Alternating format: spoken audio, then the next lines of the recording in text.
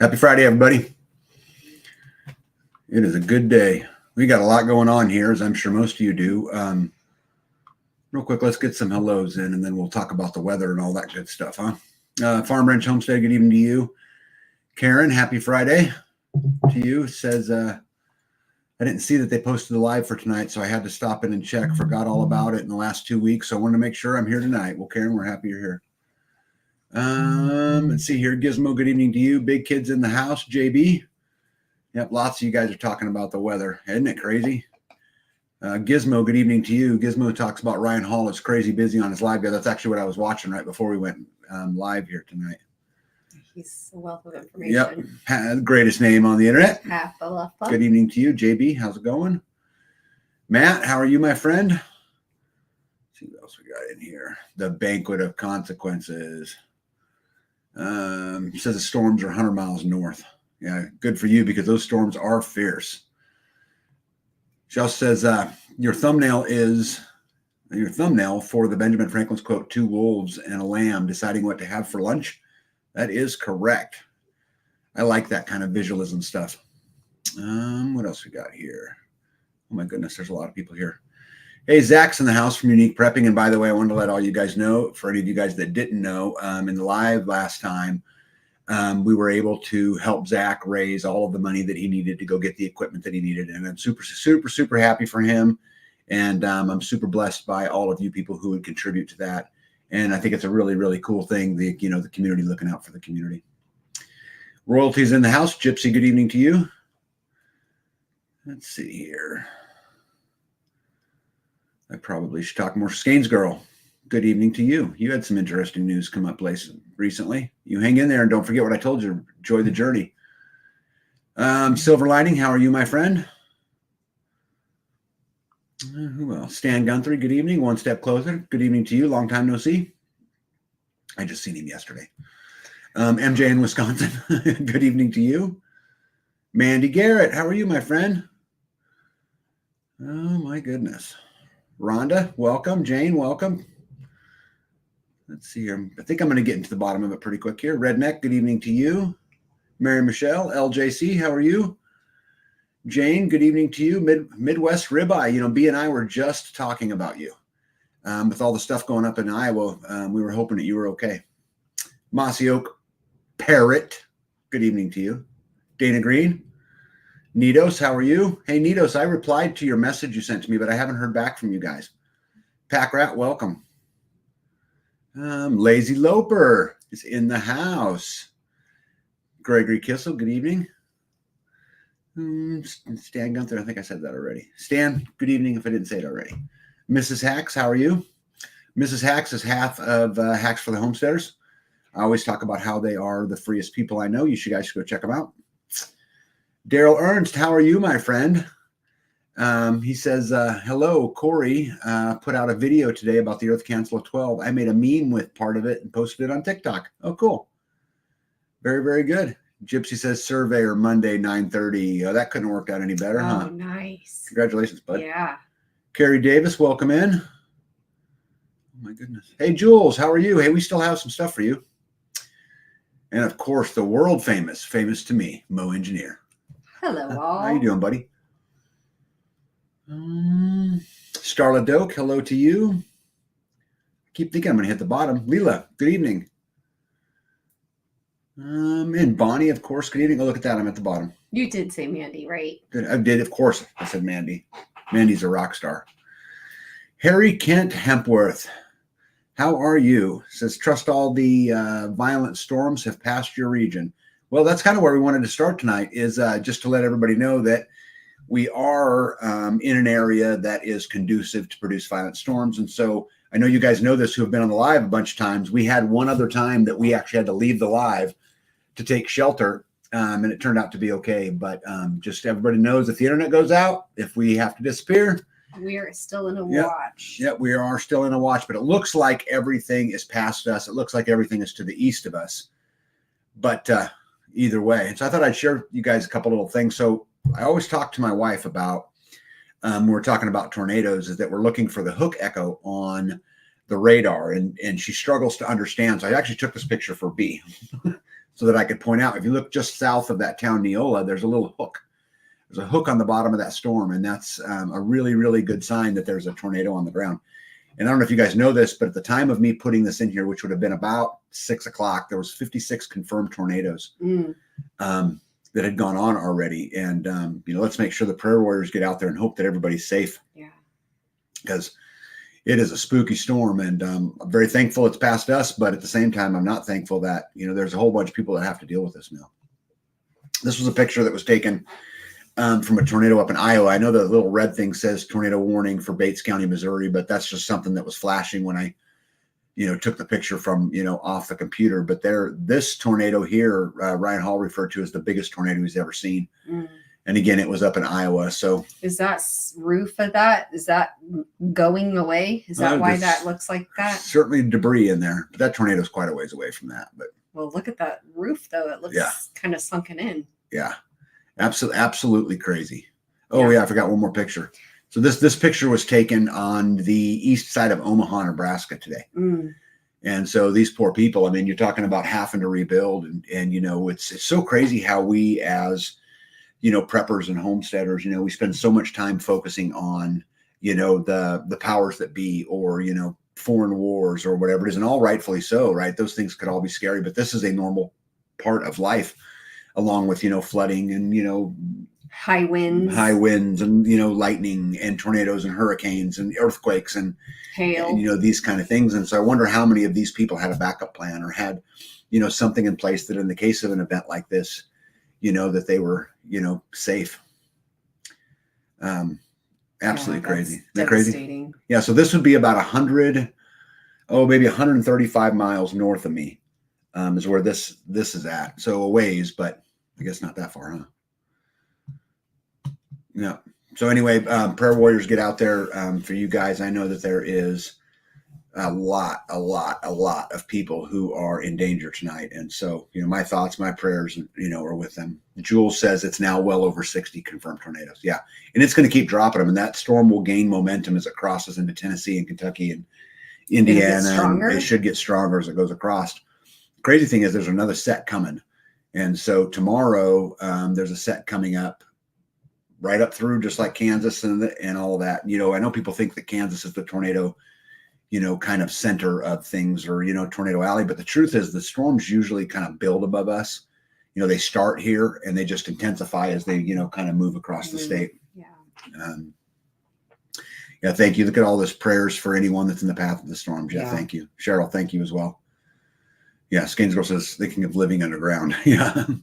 Yeah. Makes me want to live in a bunker like All American. Yeah, I wonder where All American's at, by the way. Yeah, says Ohio has been getting bad this year. Yeah. See here, I got stuck in the greenhouse when the storm came through. Pretty scary stuff. Yeah. Yeah. Well, again, prayers for everybody that's out there, and thoughts for everybody that's out there, going through it. But we had some interesting things happen today, didn't we? You talking about the tornado warnings? No, I'm talking about what I woke up to this morning. Nice warm fire and hot coffee. Yeah. You're welcome. Yeah. Also not what I'm talking about. So let me step back to you guys. So I haven't been sleeping real good lately. I've got a lot on my plate. I got a lot on my mind. And sometimes I get myself into this habit where I'll start a list, like I'm laying there and sleeping. And my wife has got this amazing gift where she can lay her head and go right to sleep. I'm almost sleeping before I lay my head down. It's like, yeah. And I just can't do that. And no. I toss and I turn and I toss and I turn and I toss and I turn. And eventually I go to sleep, and then I get sleeping pretty good. And once I go to sleep, I sleep fine. So anyway, I've had this. So B decided to just leave me be. And, I thought I could run a couple errands real quick and come home and you'd still be sleeping because you were out. Yeah, I was tired. I don't know what woke you up, because the house was quiet. Yeah. Yeah. So, well, it's just morning. So, and for me, guys, I got up at 8 o'clock this morning, which 8 o'clock for me is late. Okay. That's super, super late for me.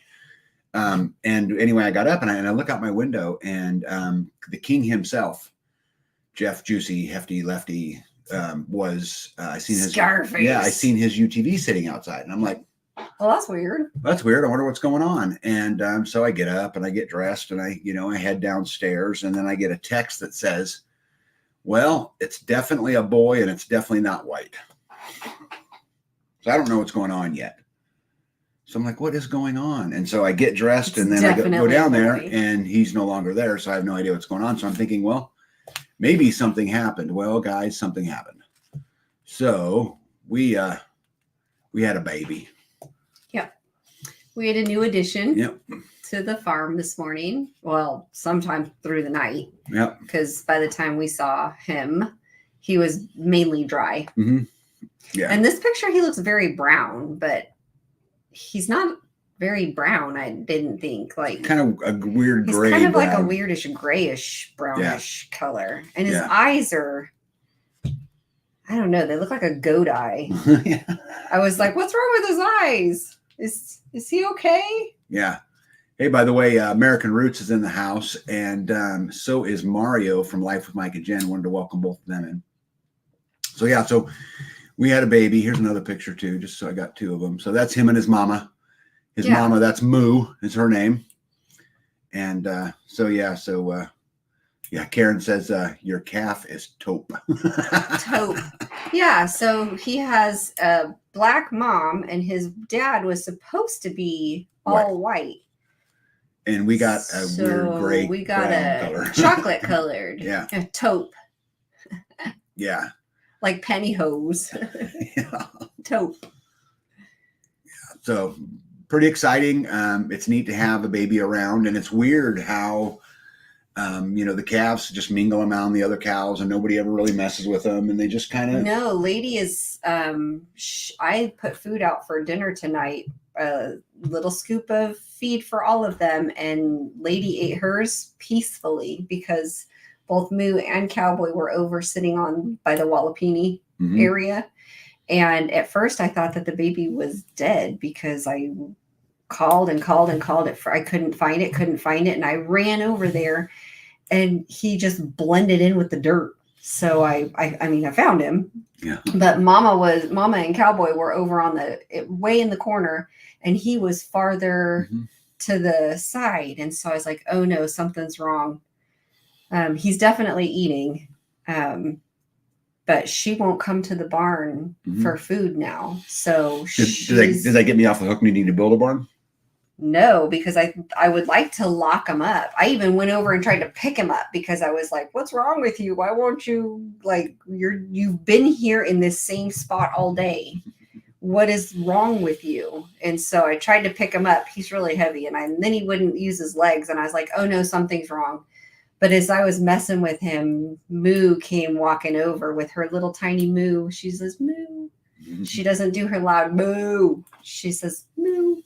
And she walked over to me, and I was like, oh, I better get away from him before she tells me I'm doing something wrong. So I stepped back, and she walked past him and over into the corner again. And he got up and followed her. So I was like, okay, you're fine. I'm not intervening. Yeah. Farm Ranch says, yeah, pretty well camouflaged, easy to miss. Yeah. To your point. I've done that twice, running out there to check on him, and I'm like, where's he at? Oh no, where's he at? Where's he at? Oh, he's right there. Geez. Skane's girl says genetics are a funny thing. There's a taupe cow somewhere in the wood shed. There's Yeah. Hey, Mario says, what is happening, my people? Happy Friday. So good to be here with you all. We were hoping you were going to rap. Yeah, we're ready for that. Yeah, flute man. Hey, Vicky Pullen's in the house with Private Club. Good evening to you guys. Mandy says, looking for a good, reliable automatic chicken door. Any recommendations? We've never owned one. I've looked at them several times, but there's something about going out and checking on them. There's something about putting your hands on it every single day. And then I'm like, do I want to let him out? Yeah. Maybe not. Yeah. Does anybody, I'm sure there's plenty of people in the audience tonight who have plenty of recommendations for chicken doors. So let's hear those recommendations for chicken doors. See if we can help Mandy out, which would be pretty cool. Usually when mama lays down, they are told to stay no matter what. Isn't that funny how a cow can communicate with their child and make them stay, but a human can't? No. Yeah. No, as soon as she walked over, he got up and followed. So I should have but he just wasn't moving. And I thought they would lay together. and he would just nurse like a human, like take your baby with you. But no, if they're, you know, I don't know, 20 feet apart, I thought that that was, I don't know. I don't know what I'm doing. I just thought it was weird. Like, ew, come take your baby. And the cowboy is actually really gentle with that baby. That baby was trying to nurse on him, like pushing up on his belly, and he just didn't care. You know, I go to touch him and he like smooths back. Yeah. So we have 3 Dexters and 1 Angus, and the Angus we're growing for 2025, right? Unless he gets too fat. Yeah, unless he gets too fat, which he's a big boy, you know, kind of already. But anyway, the baby Dexter loves up on the male. He's cut, but the male Angus, and he does not seem to mind a bit. But Lady, on the other hand, she's the same age as the Angus, but she does not. Yeah, she doesn't go. She like stays by herself. She doesn't.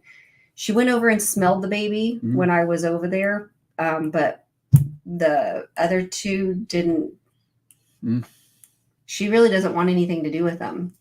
Hey, Unique Prepping wanted everybody to know that he did a thank you community video last night in case we missed it. I have not seen it, Bud, but I will absolutely check it out, and everybody else should as well. I think that's super neat. It will be cool. Welcome. How are you?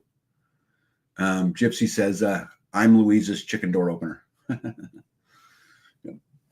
Nito said, could be a recessive gene in one of the parents' bloodlines. LJC says it's possible because calves don't have cell phones or video games. Oh. Yeah. Yep. That's a lot of truth there. Let me see here. Cheryl Sellers says, Mandy, we use a doggy door on the side of the barn. Works great. Oh, MJ says there's a name, Camo. Camo, right. Yeah. So MMR Camo. MMR Camo, yeah. That actually has this funny for a bunch of different reasons. Mario says, what? Did somebody say write a rap song? Give me a minute. I'll call you my boy sausage. Yep. Let me see. Chris is Mrs. Hack's chicken door.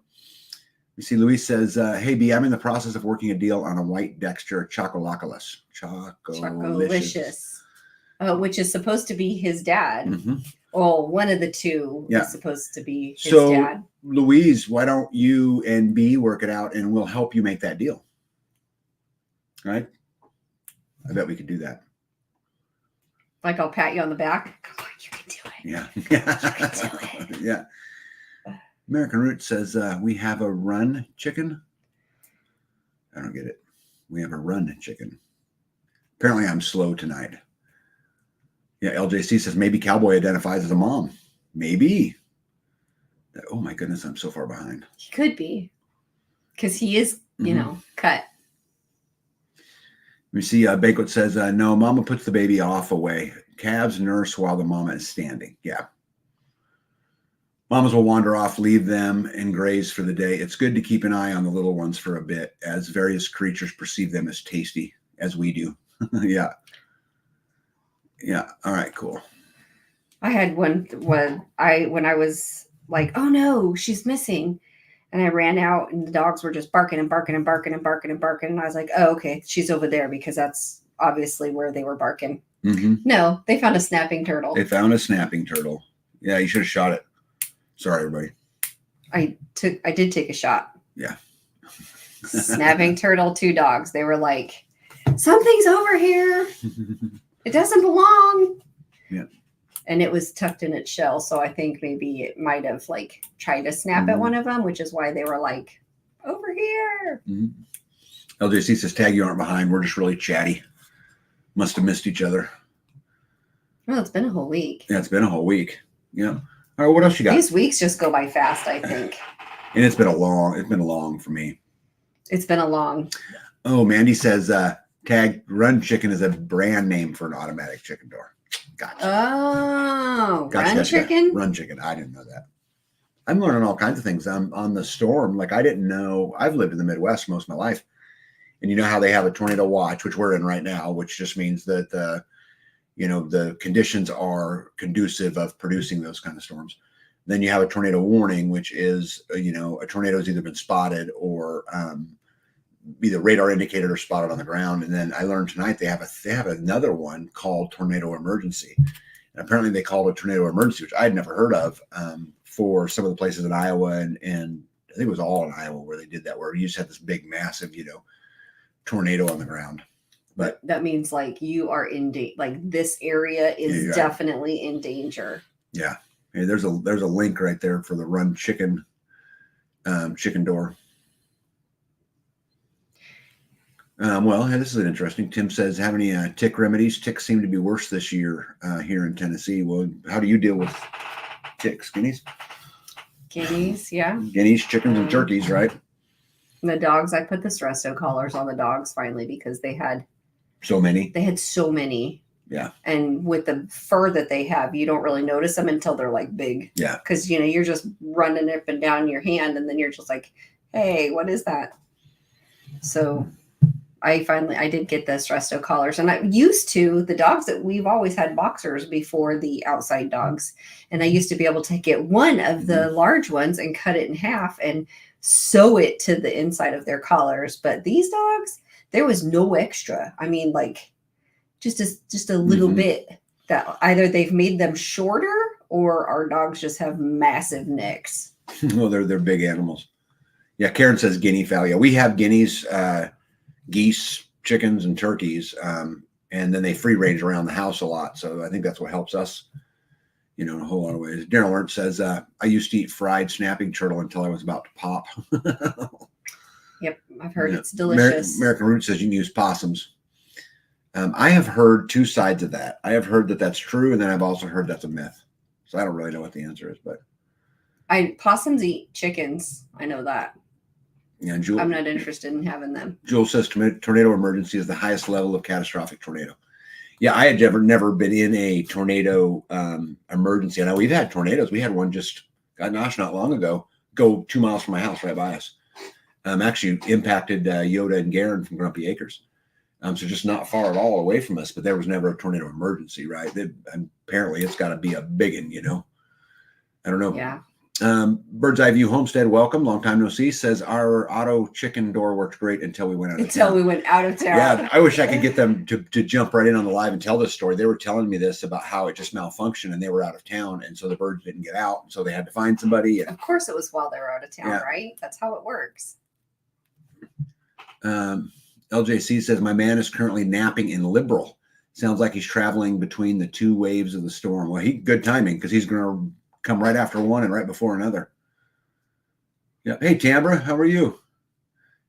Let me see here. I had to treat all these dogs. The ticks are so bad here. I should have gotten some for me. Yeah, I hate ticks. Let me see Little here. bloodsuckers. Yep. Nito says my fruit trees have been hit hard by apnids. Really bad this year. Don't have ticks though. Yeah, I think. Here it seems like every year the bugs get worse and worse. But what else you got? So we're looking for a name for the cowboy too, right? Has to start with MMR. If anybody has any fantastic ideas. For what? The cowboy. Oh, for a name? The boy, yeah. Oh, yeah. What are we going to name him? I liked the camo. That was funny. Camo. It has to start with MMR because his name has to start with the breeder, the people that bred him. So MMR are the initials of who bred him. We just happen to deliver him. So we give, right? That's how it works. So MMR something. And his mom's name was Great Moves. And we call her Moo. And then his dad was either Chocolicious or War Pony. Yeah, he was a war pony. So it was Tim Riley says guineas can rot in hell. Those damn velociraptors aren't welcome here. Ours they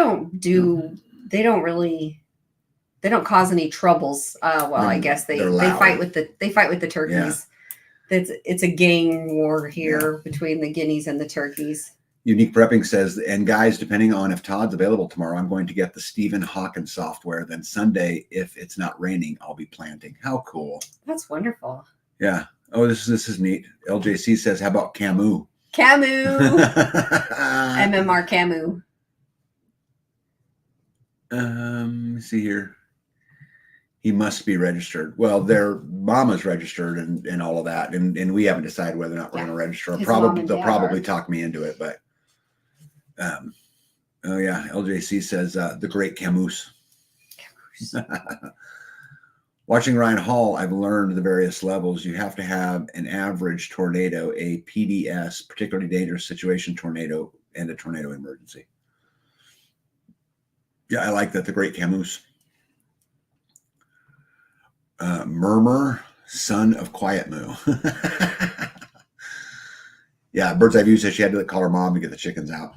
In my place in California at the moment, and it just started hailing here. Mm. Yeah, it's a big storm. There's a lot of pieces to it. Who did I miss? Did I miss anything? Sorry, it went by. If I miss your guys' comments, I apologize. I try to keep up with them, but sometimes they get spinning right away, super, super quick. What else you got? So we had our live last Friday, mm-hmm. and I tried to let you sleep in on Saturday morning. Oh yeah, that didn't Saturday work. morning. Yeah, you were sleeping very, very soundly when I had to wake you up. So I've been I am the fire tender in our house, and I have been starting fires for a couple of years now. Thought I was doing pretty good. Thought I had it down. And then Saturday morning, I tried to light a fire. It was kind of chilly. I could even feel the draft coming in the firebox as I opened the door. And I thought, well, that's kind of interesting. But so I got it all ready, put the logs in, put the paper under, put the kindling on top, put another log on top, and then lit the paper. Everything was open. The flue was open. The bottom door open. And it started like backdrafting into the house. So I ended up filling the house full of smoke, and I had to go wake up Tag because I was like, now what do I do? Do I close it? Do I open it? Do I what? So I'm like, hey, you gotta wake up. Hey, you gotta wake up. You gotta wake up. I actually had to you gotta wake up. The house is like filling with smoke. I don't know what to do. And he's like, oh, what? Okay, so for any of you guys who don't light fires all the time, so here's the thing: when the chimney's warm, when the pipes that are going up are warm, it creates a draft, and so it's sucking everything out. Okay, but when they're cold and your stove is inside and it's warmer, it's sucking it the other way. And so it's really, really important that what you do when you start a fire is you don't put a little cube of paper. Okay, I try to use as little as I can. Use one square of toilet paper. I try to use as little as I can. Okay. So she gets it in there. She gets this itty bitty flame going. And then that itty bitty flame, now the air is coming down the other way, and it wants to push it out all of the seams. And did I fix it quickly? Yeah, he started ripping everything out of the firebox. You're doing this wrong. Yeah, build the fire the right way, and you wouldn't have any problems. I've been lighting fires for a little bit now. I thought I had it down. Yeah, well, and I've never had it coming out the seals. Yeah. Yeah. Ever. It's because the air was going the other way. The air was going the other way. Yes, that's what it was doing. And then I was like, oh no. So I hurried up and I closed the bottom door, closed the front door. And then I'm like, now what? It's still coming out. No. And then I was like, okay, I got to wake him up. I don't know what else to do. So of course he comes down and opens the house door and starts ripping all the stuff out. And some of it's, still a little on fire. And then he's like, you built it backwards. You got to put the big logs on the bottom, create an air pocket. How many times have I told you this over the years? I had an air pocket. It was just a little air pocket because I put the little logs on because I wanted the little log. I didn't want the logs to stay there forever. I just wanted to start the fire. So anyway, lots more paper. Because when you light the paper, sometimes it flows and then goes out the chimney. And then I'm like, oh no, there goes a fire. You guys see what I deal with? How many of you type 1 what's that channel that does that? He always says that. Oh, the Economic Ninja. Type 1 if you guys feel sorry for me. Oh, duh.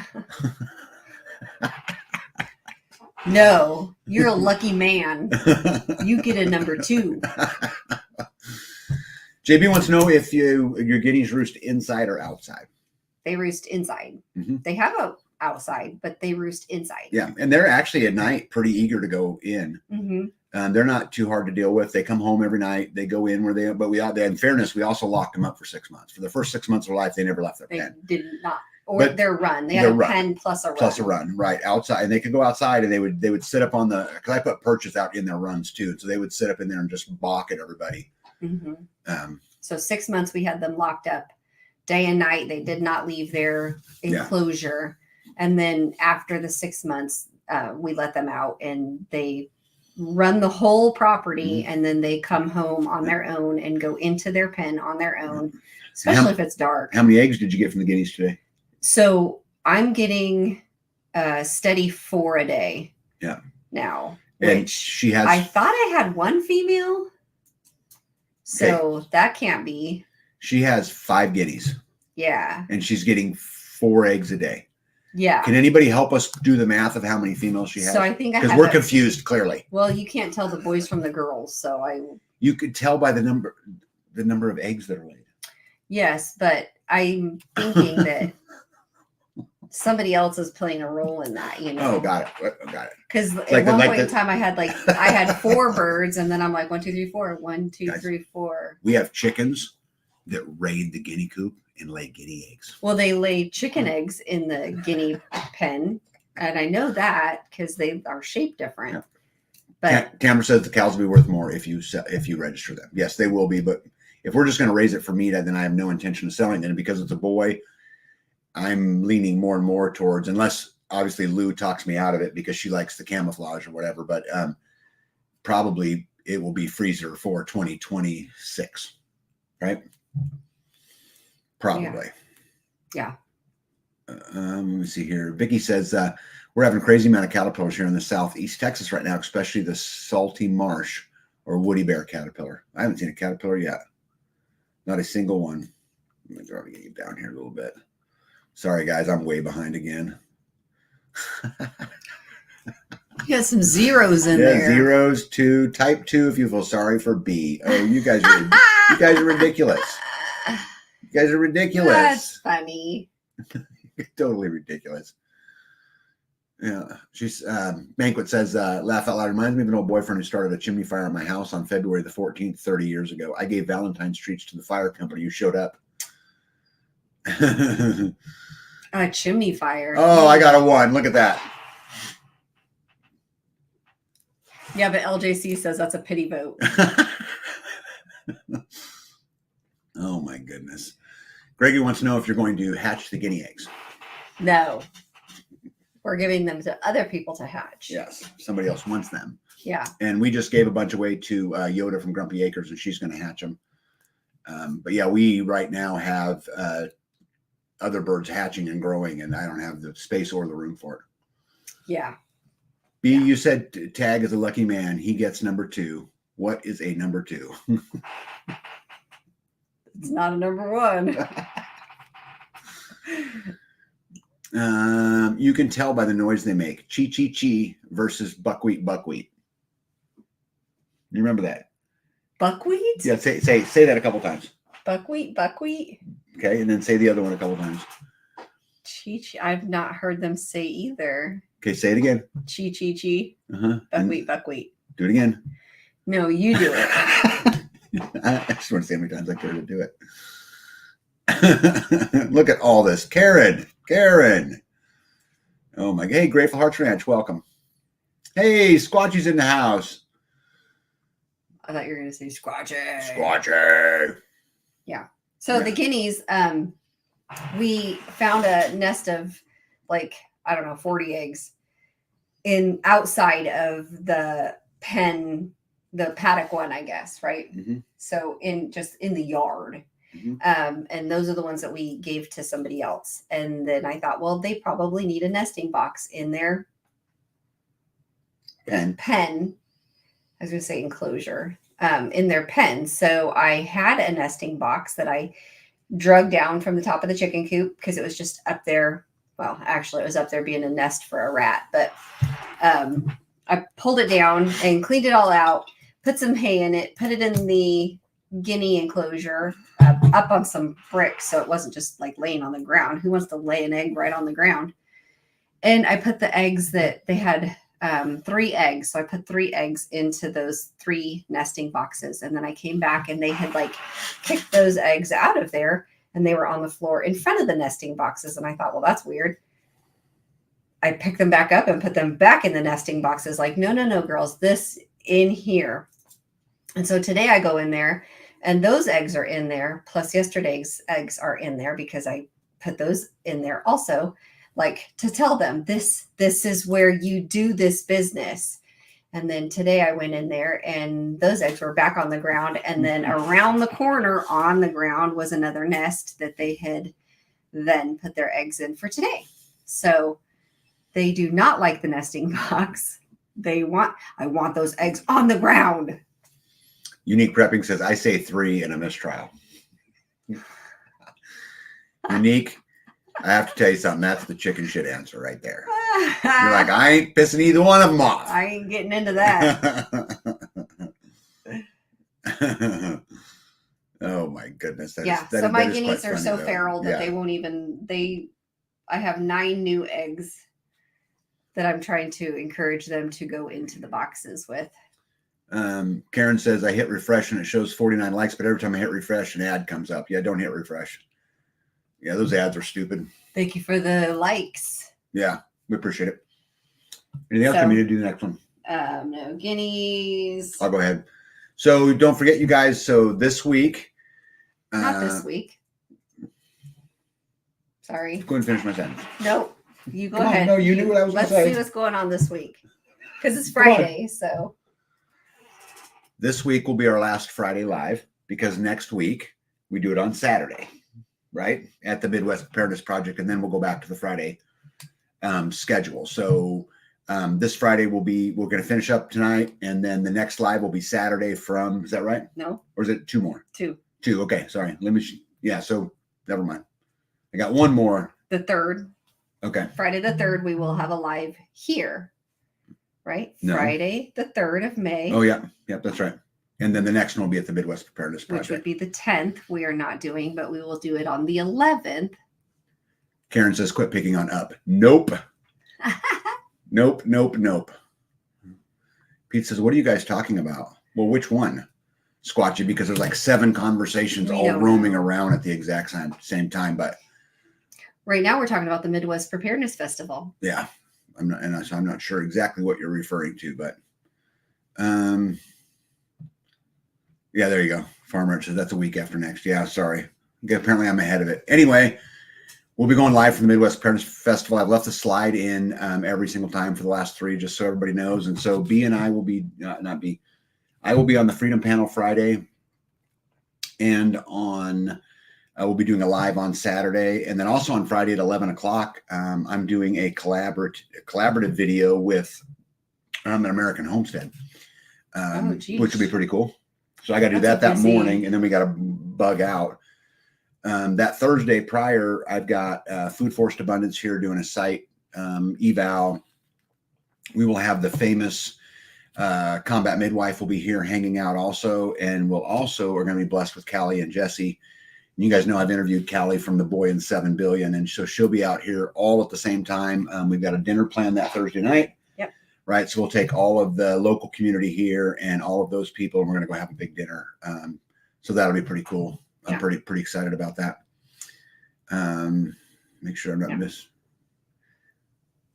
Oh, he says, oh man, the numbering thing. Okay, so B's being very, very mean to me. And I asked everybody if they felt sorry for me to type a 1, and everybody typed 2s. Except my bro, Gypsy, typed a 1, and Unique Prepping punted and took the middle ground like a big Sally. And typed 3. And typed 3, right? Oh, he might be the smartest one.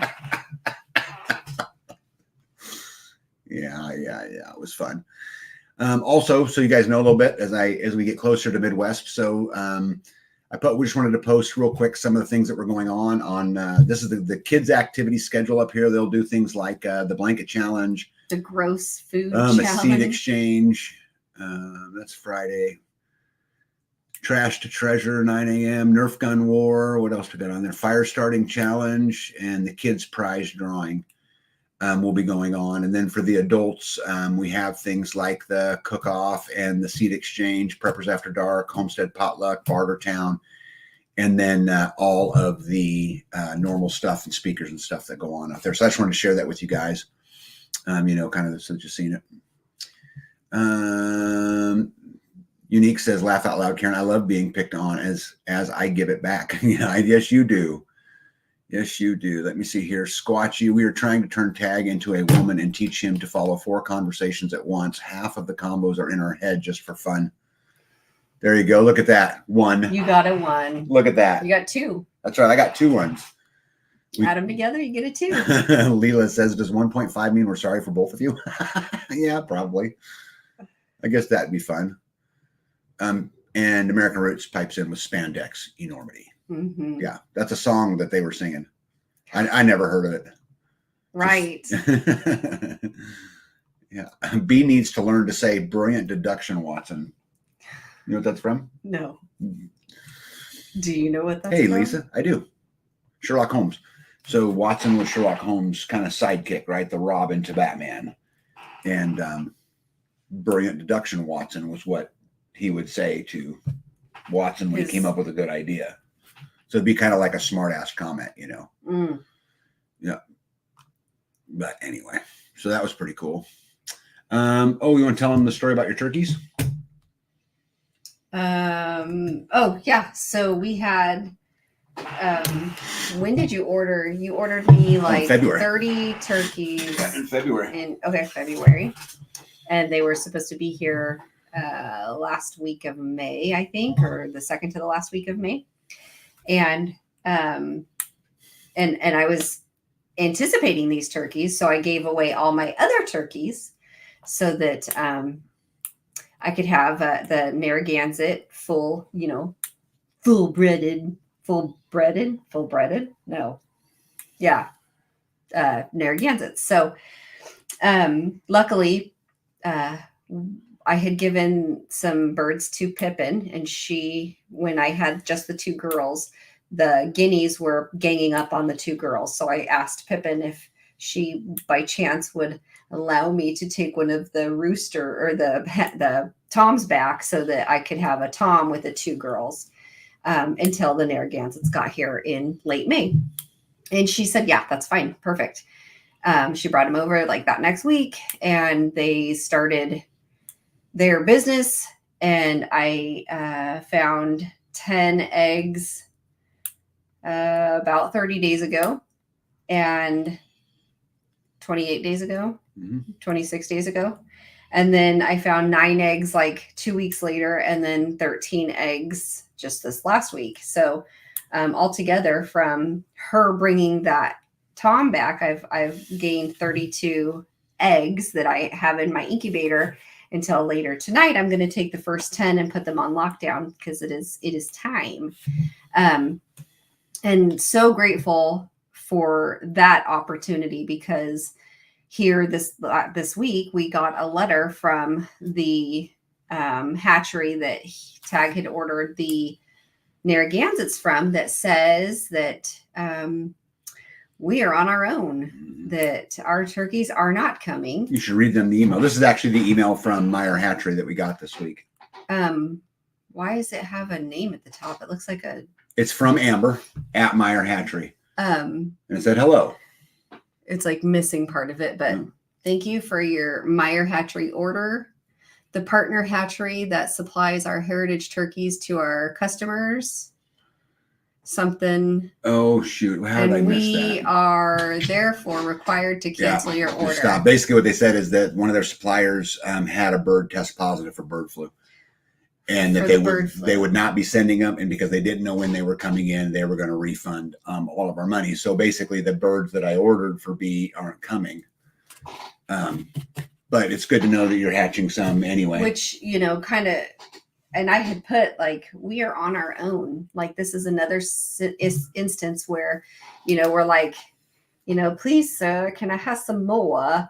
And they're like, no, you're on your own. So there are times when we are forced to take those matters into our own hands. And then there's times that we're, luckily available to do that. So, well, but that's also proper planning, because if you put all of your eggs in the basket of the system, right, a lot of people do, though. You're kind of setting yourself up for failure. They're constantly getting these meat birds every year. They just buy meat birds, and avian flu comes to town, and then what? So they didn't say like they're just not selling any birds, or is it just the turkeys that are?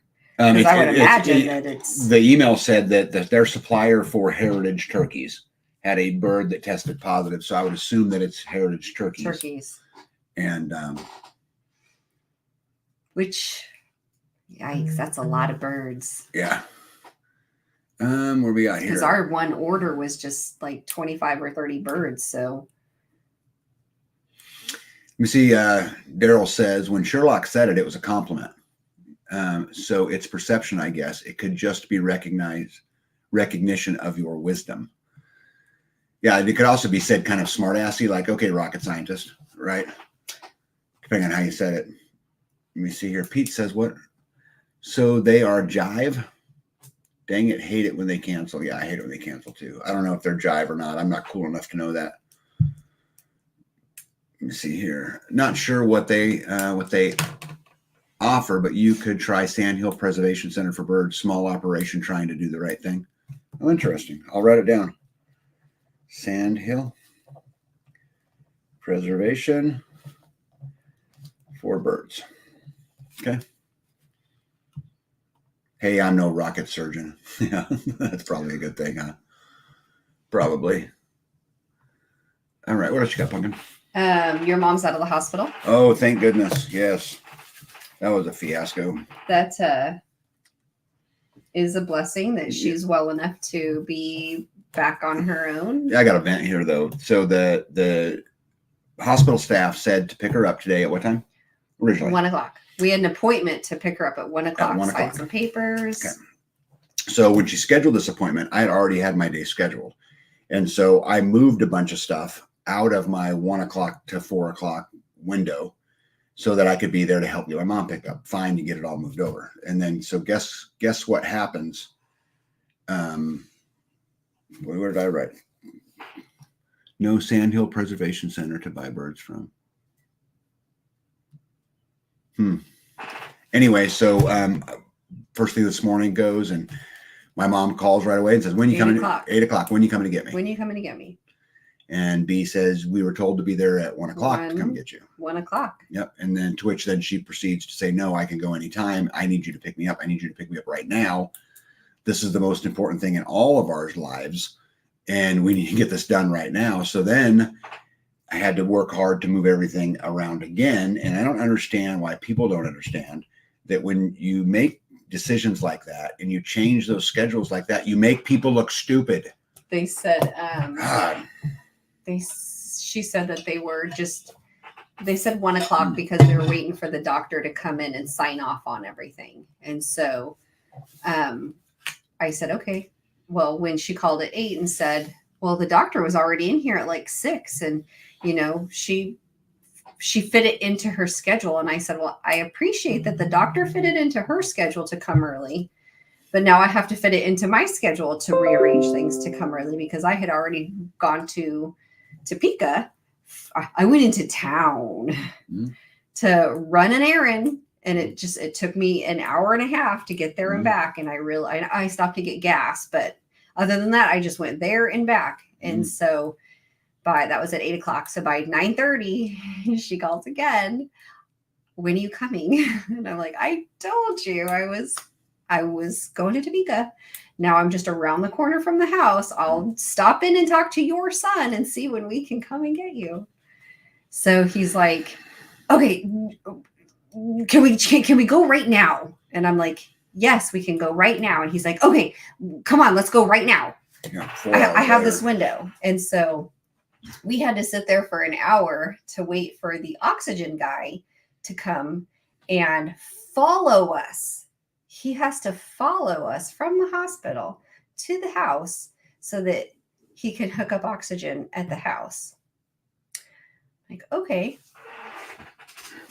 Yeah. I don't Irritates understand me. that, but Like the hospitals, their schedule is the only one that matters. Nobody else has a life out there besides them, and yet we're the paying customer.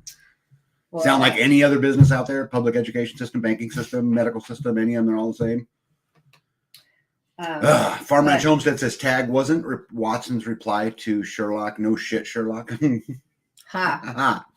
Perfectly said. Yep. Yeah, Karen says you said Sandhill Preservation for Birds. It's Sandhill Preservation Center. Yeah, thanks. I changed it on my list.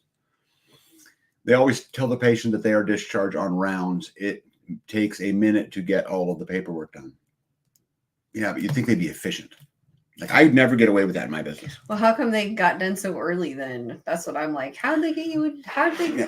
If I told one of my to 8 o'clock, that's like a if I told one of my customers that they could pick their package up at 1, and they show up and have to spend 4 hours waiting for the package, I wouldn't have any customers. Yeah. Well, you told them to be there at 1. No, it's because they got them. I understand that, but then the schedule gets changed, and then the hospital starts saying, "No, you got to get out of here." Yeah. When can you go? Yeah. Well, okay. So let me say it another way. If I had a customer supposed to pick up a package at 1 o'clock, and I called them and said, "No, the only time you can get it is at 8 o'clock in the morning." Right. Come right now. Come right now. Come right now. Come right now. That it was come right. Yeah, I'm going to have a lot of customers, aren't I? No, but unfortunately, we don't have a choice. Like, you want oxygen, you got to wait. Oh. You got to come and get it. Yeah. So I'm learning about oxygen too, because that's not something I've really had to play with. Well, and I think if you'd use a little, it'd really help you. Nah. Not me. I'll save it for you. Yeah. Look at that. LJC says, tag, you're so cute. A hospital being efficient. Well, this is the thing. They've got such a monopoly, as so do so many other businesses. I could not run my business like that. I wouldn't have any customers. Yeah. You know? Crazy. American Root said, I got sick and missed 6 days of school. HR told me if I missed any more school, I would have to go on FMLA. But I had accrued 27 paid days off. Mm. Yeah. Tag, I hear you. If I processed bonuses late, it would get me fired. Right. That's what I'm saying. Efficiency in the medical field, that's funny, Tag. Yeah, and yet we hold them in this, they're going to save us crap. We don't. When you don't have a lot of experience to go off of, then you don't know any better. Karen, I'll be there at 2. Yeah, you can't say efficient in hospital in the same sense. Why can't we? Why can't we say that? Why can't we ask for efficiency and honesty in politics? Why can't we ask for efficiency and honesty in the banking system? Why can't we? Why can't we as a people ask for these kinds of things? Why can't we? Just can't. Well, it's the system's. Well, and she had one nurse that was like, you have to let us know if you're going to get up and go to the bathroom. And then she's like, okay. And so she'd press her button. I got to go to the bathroom. Well, she has to wait, beep, beep, beep, beep, beep, beep, beep. And then they come on and say, what do you need? And she says, I have to go to the bathroom. And then, okay. And sometimes they would come in, and sometimes they would over the speaker go, all right, go ahead and go. And then she would get up and go. And then she would come in, and the nurse would come in and go, what are you doing up? You're supposed to let us know when you have to go to the bathroom. And she's like, I did. They told me to go. And so then they ended up putting an alarm on her chair, and she was like, I hate it. And she was so mad when I showed up that day. She was like, this is embarrassing. I just wiggle and it goes off. And then so the nurse comes in and is like, I'm here to give you your meds. And she was like, and I think that day the physical therapist came in and said, would you like to do some therapy? And she said, no, I'm sitting here, I'm reading my book, and I don't want to be bothered. And she did. She sat there all day long pouting because she had an alarm on her chair. Then that next morning I came in, and the nurse said, I'm here to give you your meds. And I said, why does she have an alarm on her chair? And she says, they don't want her to get up on her own. And I said, well, then why did they tell her to get up on her own? Why do they say, go ahead and go? I don't understand that. On a beautiful note, Danny and/or Wanda from Deep South Homestead, how are you, my friends? Kind of the godfather of a lot of this, the godmother, Danny and Wanda. Super excited you're here. We need to do a video again soon. If you guys want to know about homesteading and Danny and Wanda are a great resource. They've been at it a long time. Lots of videos. Yeah, and if on how to do it. If we got a question on how to do something, quite often that's the first video we'll go try to research. Yeah, I watched their sweet potato video last year and was like, "Why aren't mine growing?" And then I'm like, "Hey, they just have theirs in dirt. Mm-hmm. Hey, I'm going to try that. Hey, it works really well." Yeah. Half Bubble Off Plum says we can't have common sense and we can't have efficiency in places like politics and hospitals because no one knows the meaning of those words anymore. Yeah, it's absolutely ridiculous. Yeah, Carrie says because when you're a hammer, everything looks like a nail. Yeah. Squatchy says efficiency would make them accountable, maybe. Well, they should be accountable. Anybody we pay our money to should be accountable. If I do business with you, Squatchy, and whatever it is, I buy a cow, I think you should be accountable to the fact that I got what I bought. How is that weird? I'm accountable in my businesses, Yeah. Someone gets exactly what they ordered and then it does what I say it's going to do and those kind of things, right? I just don't understand what's so complicated. Depends on what your patient load is. It's usually even worse for a CNA. Again, let's talk more about efficiency. Is this about revenue or is this about taking care of customers? I already know the answer, by the way. Yeah. I love how the government bureaucrats think they rule time when we pay them to be in service. Isn't that ridiculous? I couldn't agree more, Unique. Could not agree more. And he says, love. Yeah. Hey, Loco, good evening to you. Welcome. Oh, my gosh. Yeah, says yes, video collab. Yeah, you want me to send you an email, Danny, and I'll send you one and we'll set something up. We need to catch up. It's been a while. Absolutely been a while. Yeah, I need to go back and watch videos of their barn. Yeah, here's the link to Deep South Homestead. For any of you guys who aren't familiar, great channel and good people. Yeah, Jen says Mario's on vacation. He's still working in the little greenhouse. I'm still working in the little greenhouse. Yeah. Oh, she's still working in the little greenhouse. Oh, got it. I love your little greenhouse. Yeah, it really cool. We see here, Karen says, when Dad had back surgery, he rang to go to the bathroom. They sat him on the toilet and set the timer for 20 minutes for them to come back because someone who just had back surgery can sit that long. Exactly. 20 minutes. The Skanes girl says, I opened a can of Miss Wanda's sweet potatoes today. How cool is that? Oh, yeah. And this is Pecan Grove, which is Danny and Wanda's new channel. For any of you guys, go over there and make sure you subscribe and check it out. This is Susie. I understand what you are all saying, but without some great efficiency things going on in a hospital, Greg would have died with a heart attack. Yeah. So Susie, I'm not suggesting that all of it's bad. Because it's certainly not. I mean, the hospital made my mom better. Yeah. They did some great service to her, but it's just so inefficient. it's inefficient in almost every aspect. But again, my mom would tell you that the staff were very, very nice. Most of them, they were really helped her. And there's a lot of great stuff there. But I mean, this is the same for politics and the banking system. There's great bankers out there too. But the system, and I'm not talking about the system from the nurse to the patient so much, as I'm talking about the administrative system, is just inefficient. That's why they have to charge so much money. If they could tighten up the ropes a little bit, it'd be a little bit better. Yeah, I'm not looking forward to seeing what the bill is going to be. Can you get B some sheep shears? I need a haircut. Yeah, it's all about money. Yeah. Yeah, no doubt. Bureaucrats care more about the process than the result, which is so crazy to me. Absolutely crazy to me. Yeah, it'll be fun, bud. Let's absolutely do that. I'll send you guys an email, okay? Nito says, what drives hubby crazy is an hour and a half drive each way for a 15-minute doctor's appointment. Ugh. But even let's say that was the case. So let's say this is efficient. You drive the hour and a half, you walk up, you tell them you're in. They meet you at the time they're supposed to meet you. You have the exact appointment. They meet their expectations. You meet your expectations. You pay the bill promptly, and off we go. But that's not what happens. Sounds like a plan. It's how my business would run. But instead, you go and you drive an hour and a half for a 15-minute appointment. You wait 45 minutes to get to your appointment because they're late because they overscheduled during the day. Yes. Yeah, look at all that love for Danny and Wanda. I love that. I'm so done with hospitals after my husband passed from kidney cancer. I never liked doctors before that anyway. You know what, though, Banquet? I would tell you that I know a lot of healthcare providers, and I know a lot of good ones.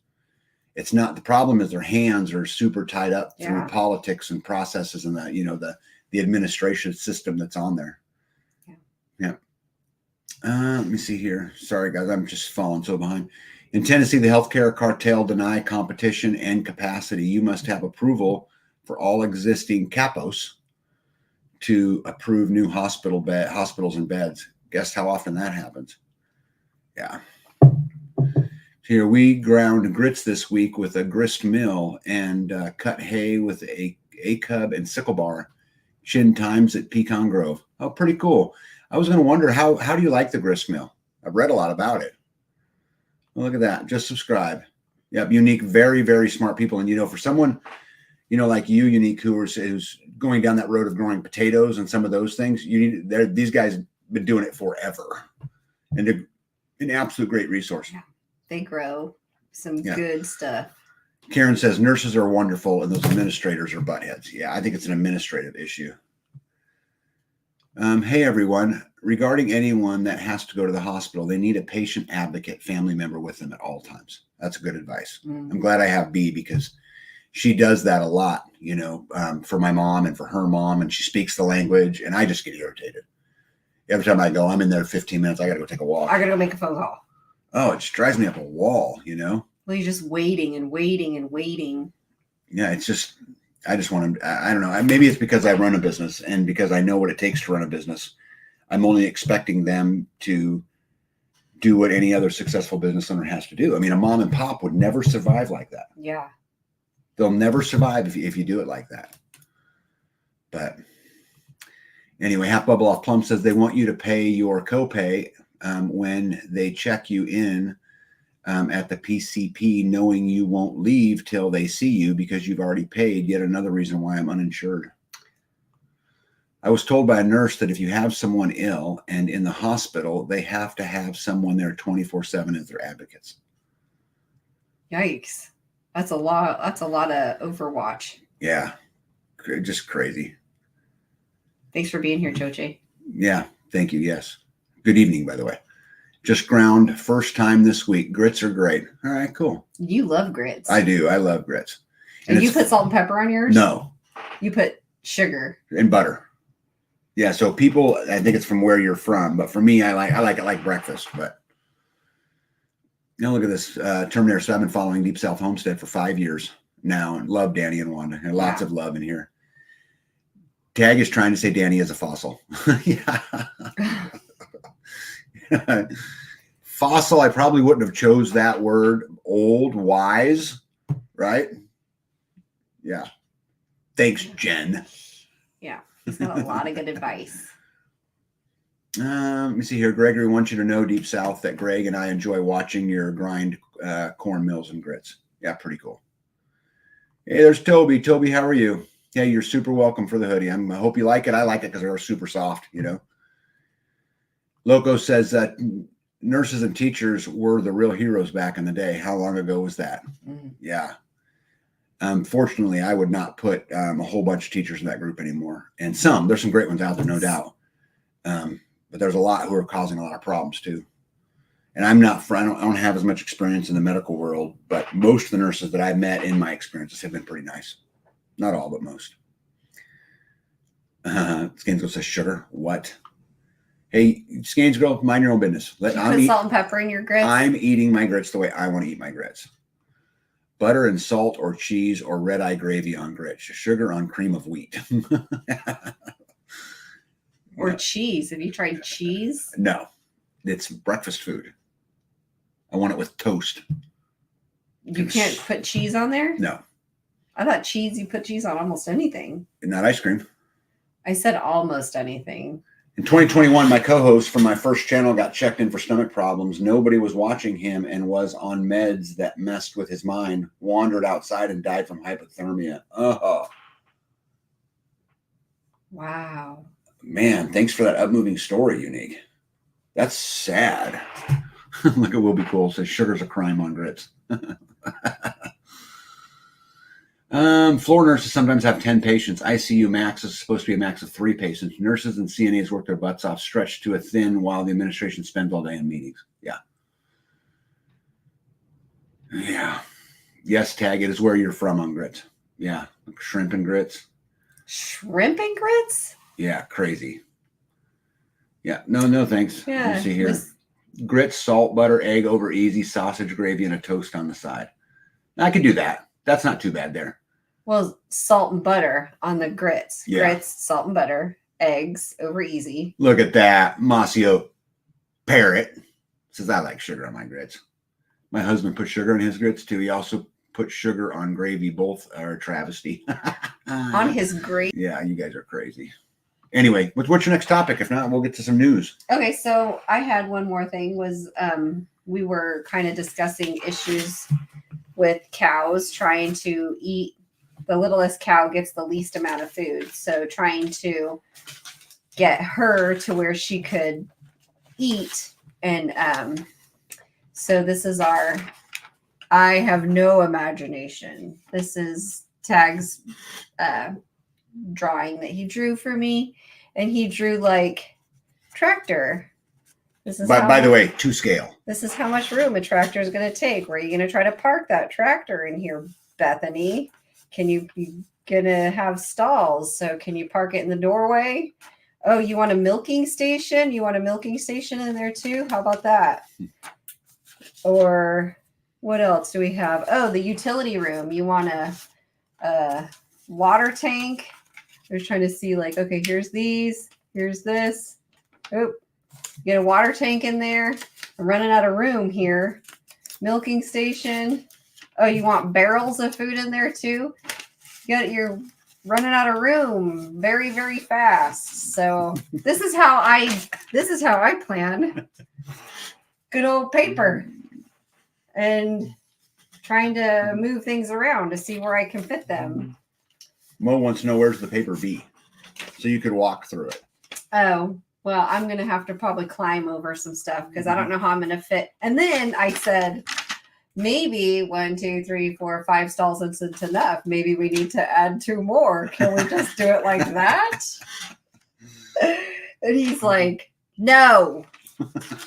So then he redrew it. Smaller scale, but to scale. So he's like, what do you want? What can I help you with today, lady? So this is how I plan my items. I get pictures and try to fit them all in. Wash station. You want to wash your cow off? Can you have the milking station in the wash station maybe and try to put them inside of a stall in case you're not using them? Maybe they're on wheels and you can move them out. I don't know. Yeah. Everyone says build a bigger barn, build a bigger barn. That's why I said. By the way, Danny has a beautiful barn. Yeah, Wanda said go and see Danny's barn. Yes. Yeah, she already has. And I've heard all about That's why I was like, his barn is pretty nice. Yeah, but you guys want to hear something funny about this story? Is this does not just stop or start with the barn. When we were building the house, I would actually take blue tape and I would draw out the couch on the floor. To which she'd say, can you move it over 6 inches? Which was annoying to me. Hell, it'd take me so long to just draw it on the floor with blue tape and then where the windows are, because I would put the walls up before I put the windows in so she could decide where she wanted them. And so we go through these huge processes so she can actually visualize, because I have a great imagination and she has no imagination. But I have to go through this on a lot of the stuff so that B feels comfortable that this is what I want, because I also have another side of me, which is you said you wanted it. You said you wanted it this side. I don't want to hear it. Right? Yeah. Because I already did it. I don't want to hear it. Off we go. So we're trying to plan a barn so that we can have a space to bring the cows in, put them in their own spots. They can each have food. I don't have to worry about the littlest cow getting the least amount of food or being picked on. They could go to their area and have some. Leela says, me too, B. space. I call them paper dolls and I plan all my spaces this way. Skane's girl said that's how I plan too. Yeah. Yeah. Danny's barn is super cool. Yeah. Oh my gosh. How do I get so far behind? You only wash your cow if you are going to show it.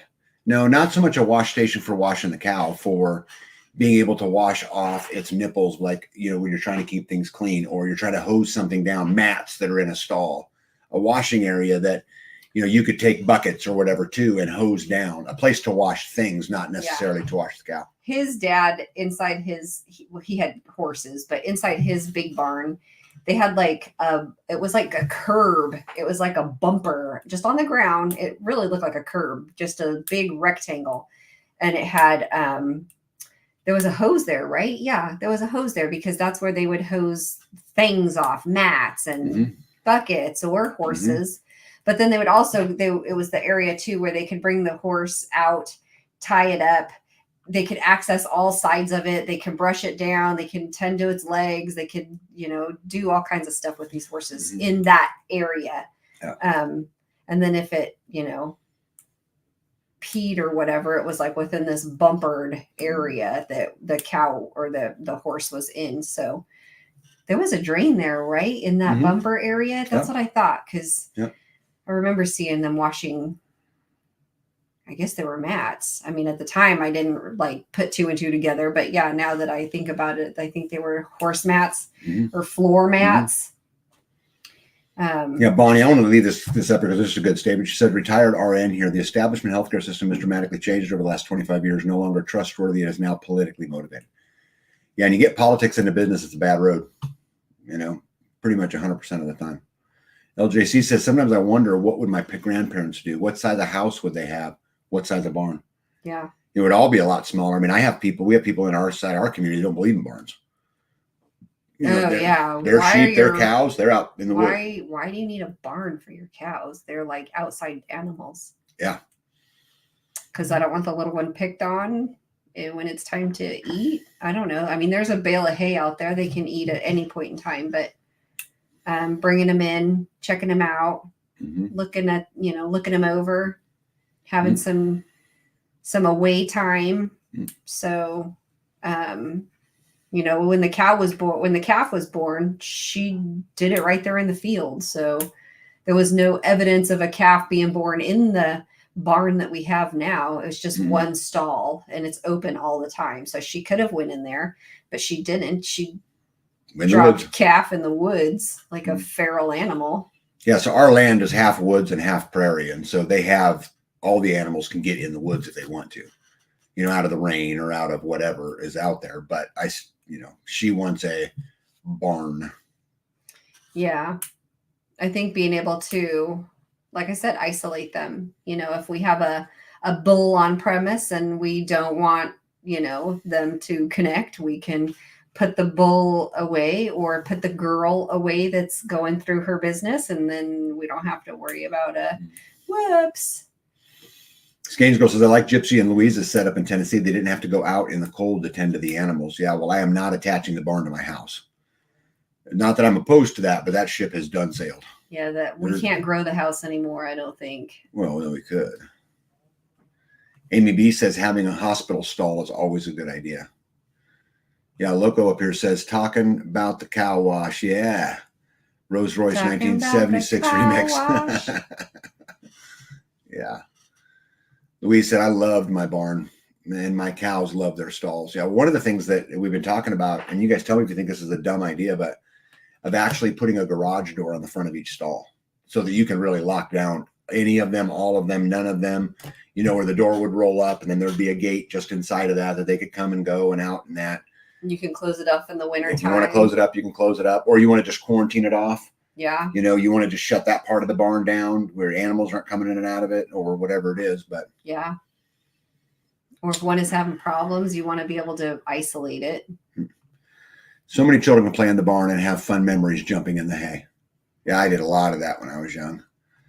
My maternal grandparents lived in a 900 square foot house. They had a summer kitchen, no barn. Karen says, oh, come on, Tag. They attach houses and barns all the time in New England. I'm not opposed to that. And if we would have set out to do that from the beginning, I'd be much more open to it. Yeah. The problem is I built my house, so it ain't, Yeah, let me see here. We didn't attach it. We put it inside. Yeah. So they built a barn and then put the house inside of it. Right. And so where your priorities are, right? So I would argue Lou's priorities was the cows, right? I can see why. And Gregory says, when us kids were in 4-H, we always wash about 12 cow clips. 12 cows clip there for show. Quite a job, but fun. But you could lobby for an enclosed, sheltered walk away from the house to the barn. Pack rat. Oh, pack rat. Pack rat. I thought you and me were tight. Guess he and I are tighter. Florida Mom Bear says a garage door sounds like a great idea. Yeah, ruminates will give birth out away from where they sleep so the predators aren't being drawn to them. Oh. My cousin urinated out the hayloft door just as his dad was coming out of the barn. Wasn't good. Oh, yeah, I'd kick butt too. I did too at my aunt's. Me and my cousin had a lot of good times in the old barn. Yep. Never jump in the hay. I had to catch the square bells as my dad threw them up into the loft from the truck and the trailer. I did that some too. Yeah. Yeah. Louise says Gypsy loves that idea of the barn. Yep. No tag. You need to build an underground tunnel and shut the front door. Skanes girls, shame on yourself. From the house to the barn. Hey, last morning. How are you? Says, oh, it's raining. That ain't rain. Yeah. That's peeing out of the barn. Oh, no. Yeah. You look up and then you're like, no. If that would be awful. If I'm coming in the barn and I see your butt hanging out the top thing of the barn peeing. I have a shiwi. Yeah. Actually, I can't get it to work. So that's anybody else own a shiwi? I'm not a fan of it. But you do own one. Because it doesn't you can't point it. It's just down. And it just I might as well just derobe. Anybody else like the shiwi? There's a couple of different models or different makers. Pete says TMI. TMI. Yeah. Yeah. No, we learned the art of cop a squat as a child. Mo says, I have a Hiwi, seems to work fine. I was going to ask if the Shiwi worked. I had read bad reviews. Yeah, I wasn't a fan. Yep. Nito says, oh, Lord, memories of hay collecting and getting the bales in the barn. Oh, yeah, that's hard work. I remember when I was a little kid, we would get, if I remember right, we would get a nickel a bale to load them on a trailer. I'd pay that. Yeah, no shit. Yeah, I'd pay it. No problem, too. Hey, All-America Prepper, we were talking about you earlier. How are you, bud? Okay. What else you got? What's next on the list? That was it. Yeah. Banquet says, it's my property. I'll pee where I want. Yeah. Yep. Till the tax collector comes. Huh. All right. So you guys want to get to some news tonight? We're an hour and 17 minutes in. There's obviously all kinds of stuff going on, but here's some of the stuff that I found interesting from the week. I don't know if you guys caught this, but Biden said in a speech that I cut the national debt so far. So far? In his speech, Biden claimed that he had cut the national debt, which, by the way, there's been no cutting. And I took the picture of the national debt, which is on the bottom down there, 34 trillion, 687 billion, 142 million, 518,361 dollars. Is climbing and about to cross 35 trillion. But he actually said in a speech that he had cut the national debt. But what he said, then he later came back and retracted and said what he meant to say was the deficit. Yeah. Is that what the guy behind him? Yeah, like what the hell? What did you just say? Yeah. Oh, well, he's asleep. You could tell. Yeah. I cannot believe that he would get in public and say that he had cut the national debt. Like it's so amazing to me how politicians just tell whatever story they want and it doesn't even matter, you know? Yeah. Pete's exactly right. He said the national debt is insane. Yeah, I can't believe it. And, he also said pause at the end of the speech, which was funny. He said, I cut the national debt. Pause. Because he's reading a teleprompter, right? Oh, he's my gosh. Right? Oh, my gosh. Pause. Pause. What a dumbass. Yeah. Biden couldn't even cut a ripe one out in the back end. Yeah. Biden doesn't even remember being a senator, let alone what he had for lunch. I find his claims in a conflict of interpretation where the truth is concerned. Yeah, I can't even believe it either. And it's just to me, what's so alarming about this is not that he said it so much, that someone told him to say it. You think that I think he probably just misspoke, right? He was trying to say he cut the deficit. Except he said, I cut the national debt so far. Pause. That's what he said. So either you can say, okay, he meant to say, I cut the national deficit, which he didn't do either, but you can say all of that. But what he said was, I cut the national debt so far. Pause. It's just crazy to me. Because he doesn't know what he's saying. Well, he's just reading from a teleprompter. So what that means is that the people that are in charge, his handlers, want him to say that. So you think he read, I cut the national debt? Pause. Because they want him to pause for effect. I mean, right. I cut the deficit. Yeah, I think he read it just like it was intended for him to read. Which would tell you what?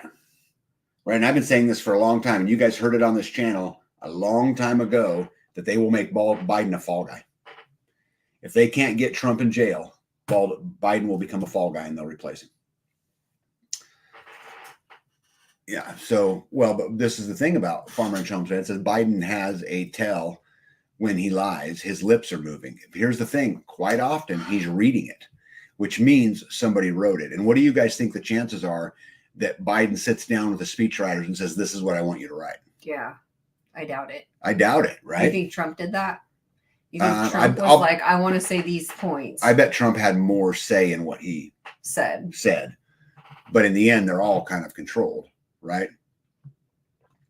Squatchy says, I read a meme a few days ago that said, if you go to the same mechanic for 47 years and he hasn't fixed your truck, it's time for a new mechanic. Yeah. Politicians can lie now and there are no repercussions. Too many young people have been told what to think and how to think. Well, and it starts really early, right? It starts really early in school that you just don't question it. Mm-hmm. The loyalty is to the state instead of to your parents. The loyalty to the state instead of to your husband or your wife. The loyalty is to the state instead of your community.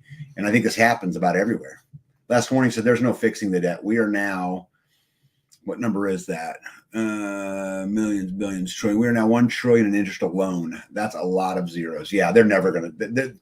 Guys, I'm telling you, and I know how they fix this, right? They're going to have a big, nasty thing happens. The banks are going to be the bad guy, and they're going to come in and save the day and rescue us from the banks with a new currency. It'll be something like that, right? There'll be some big event. Absolutely crazy. LJC says they're going to pull him in August. Yeah, see, I think there's a high likelihood they're building the case to get rid of him, that he's incompetent, he's lost his mind. And you think they'll do that before the next election? I do. I think no, not necessarily. If they can successfully put Trump in jail, I don't think they will. Right? But if they can't successfully put Trump in jail or get him out of the election somehow. Right, because he has a chance of winning. Yeah. Yeah. Even if they cheat? Well, I mean, that's the thing. I mean, I think that I have no faith in the national elections anymore, right? Anybody that does, I think, is just fooling themselves. No, please say you will be talking about the school hall pass trackers tag. I have not seen that article yet. And I had someone else mention it to me, but I did not see that. But I am going to talk about some things kind of like that. Yeah, brainwashed by the mainstream media is the new pandemic. I can't imagine what his replacement would look like. The demon Newsom? Who knows, right? Someone who they can control. But I just think this is just crazy, not because of what he said. Just for a politician to say, I cut the national debt. Okay. And comment and walking by somebody is one thing. But to say, I cut the national debt, pause. I think is such a big thing because that tells me he read it. Which if he read it, that tells me someone wrote it. Somebody else is writing it. Right. And so this to me is just he's just reading it. And he's just reading it. Yep. Many presidents have passed their speech edits for historical reasons. Wonder how his edits will be shared. My guess, no notes. Yeah, is there even going to be an election now that Ukraine is joining NATO? Yeah. Well, I think that might be plan 3, So plan A is put Trump in jail. Plan B is replace Biden with someone who they think they can win. And plan C would be to just shut it down.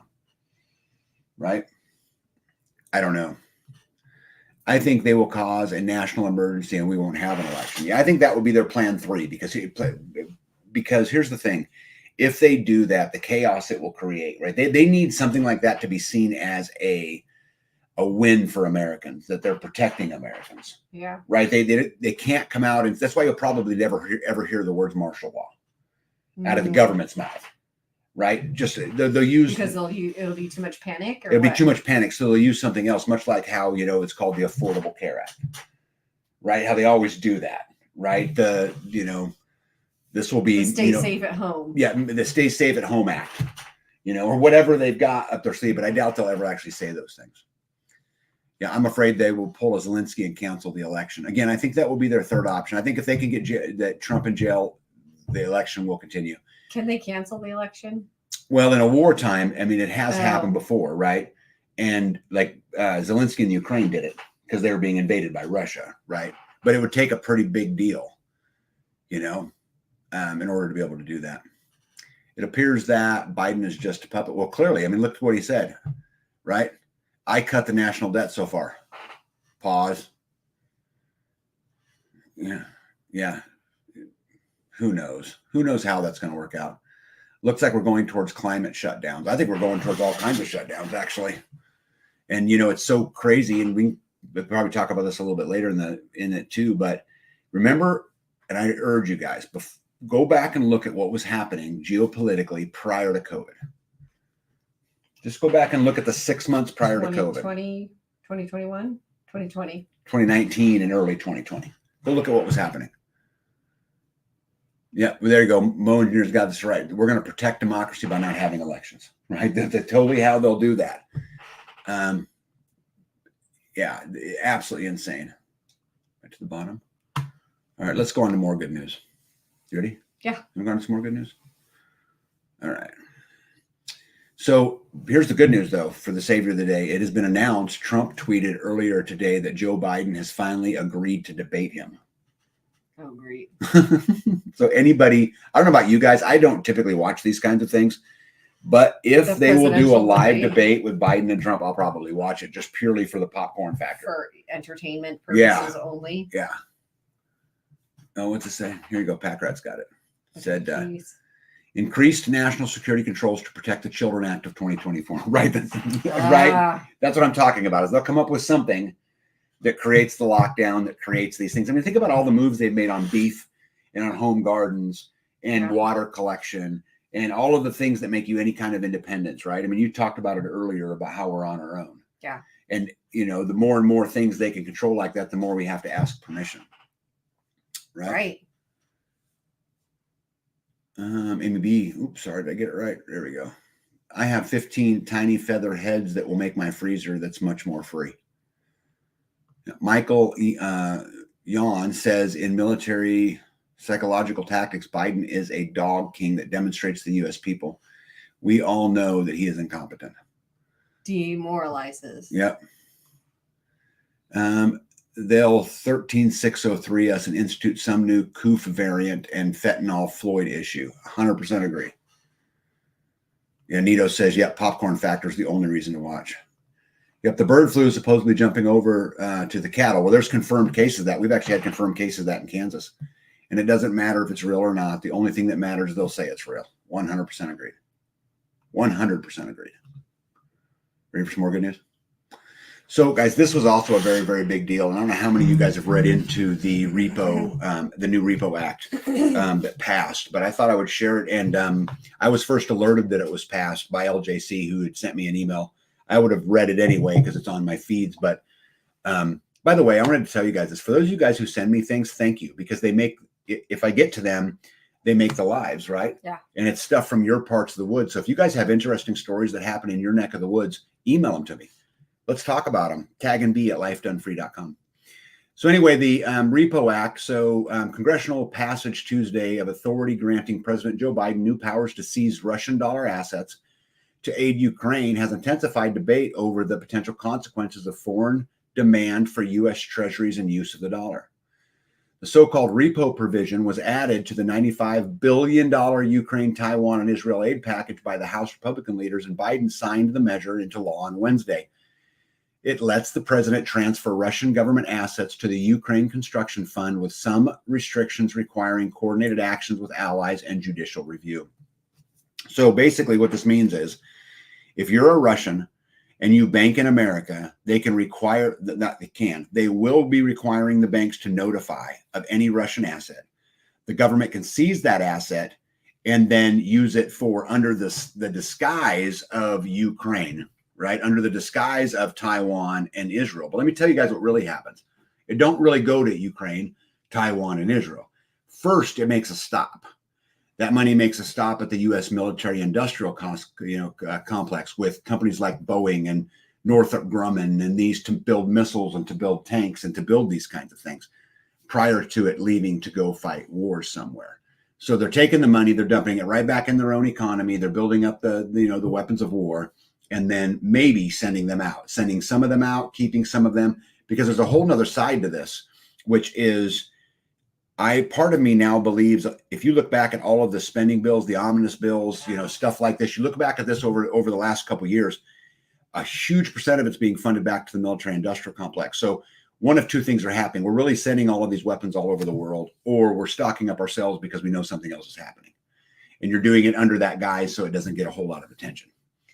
One of the two. But let's go back to this real quick, because I think this is really, really important. If you were a foreign investor and you just learned, whether you liked Russia or you didn't like Russia, but that the federal government in a world economy that's all linked together would actually seize the assets of a Russian citizen, government official, or whatever it is, would you be investing your money in America? If you knew there was the possibility that the political leaders from the country that you're from, if they crossed eyes with America, if they did something America wouldn't like, you risk losing everything you invested. So what this will cause is people to pull money out of the American markets, right? Not just Russians. Right. How would you feel if you were China or Iran, or anybody who disagreed with American politics? Yeah, crazy. And then filter back into the politician pockets per their lobbyists. Yep. Russia turned around and seized $400 million in assets from J.P. Morgan Chase, and the bank freaked. Yeah. Okay. So here's another thing. Wouldn't that also then cause Americans, if they catch wind of this? But isn't this interesting? I didn't see this. I didn't see this on any of the news channels that I follow, which means it's being pushed down a lot better. Yeah. But this would also cause then Americans to begin to take their money out, right? Yeah. As of April the 10th, the price of silver has increased 24.2% in the last 2 months. Good news. Looks like all the oligarchy money and assets of former Vice President admin are already froze. Yeah, I think this is a really, really, really big deal. If the government gets to pick in a global economy, you guys got to remember, this is not the United States economy anymore. And it hasn't been for a long, long, long, long time. It's a long time. It's a global economy, and what the global economy requires is global participation. This is a move that will hurt the economy of the United States of America. But here's the great thing, and I'm sure you all would agree: our economy is great. It is great. Yeah, we could stand a punch or two, right? We could lose a whole bunch of our economy, and everything's going to be just fine, right? LJC says, I wonder who the biggest buyer of our debt is. Well, for a long, long time, it was places like Japan and China. Not so much anymore. But what's interesting is you're seeing stuff actually kind of being depressed a little bit and the dollar growing some in value. The dollar is really not losing a whole lot right at the second. And that's not to suggest, that it won't. China, for example, and I'm glad you asked, LJC, here's China's holdings of U.S. Treasury. So if you look at this graph, right, and this is in billions of dollars. So in 2010, they had $730 billion of United States debt, and that peaked to about 1.3 trillion in about 2014. And then as you can see, the decline of it, they're just about back to having the same holdings they had in 2010, which pretty interesting, right? When you ask about who's the buyer of the debt. Yeah. So Jay Johns has it exactly right. Well, China's not anymore. The biggest buyer of U.S. debt is the United States, is the central bank. Our central bank buys up a lot of that stuff. And it's so crazy how they do that. So that'd be like, I It's like kiting. You guys know what kiting is? This is a great form of kiting. You know, where B writes a check, deposits in the bank, the money gets credited to her account. Right. Well, I deposit, it gets credited to my account. I write a bank back to her. It gets credited to her account. We keep this float thing going so it never bounces. Yeah. It's kind of what they're doing, right? Because they're issuing the debt and then they're buying it up themselves, you know. Hey, Leather Homestead, how are you? Long time no talk. It's almost like they weaponized the dollar in 2022. Well, they did weaponize the dollar. Jules said she emailed me. Thank you. Hey, Chuck Peoples, Homestead Medical. How are you? Evening.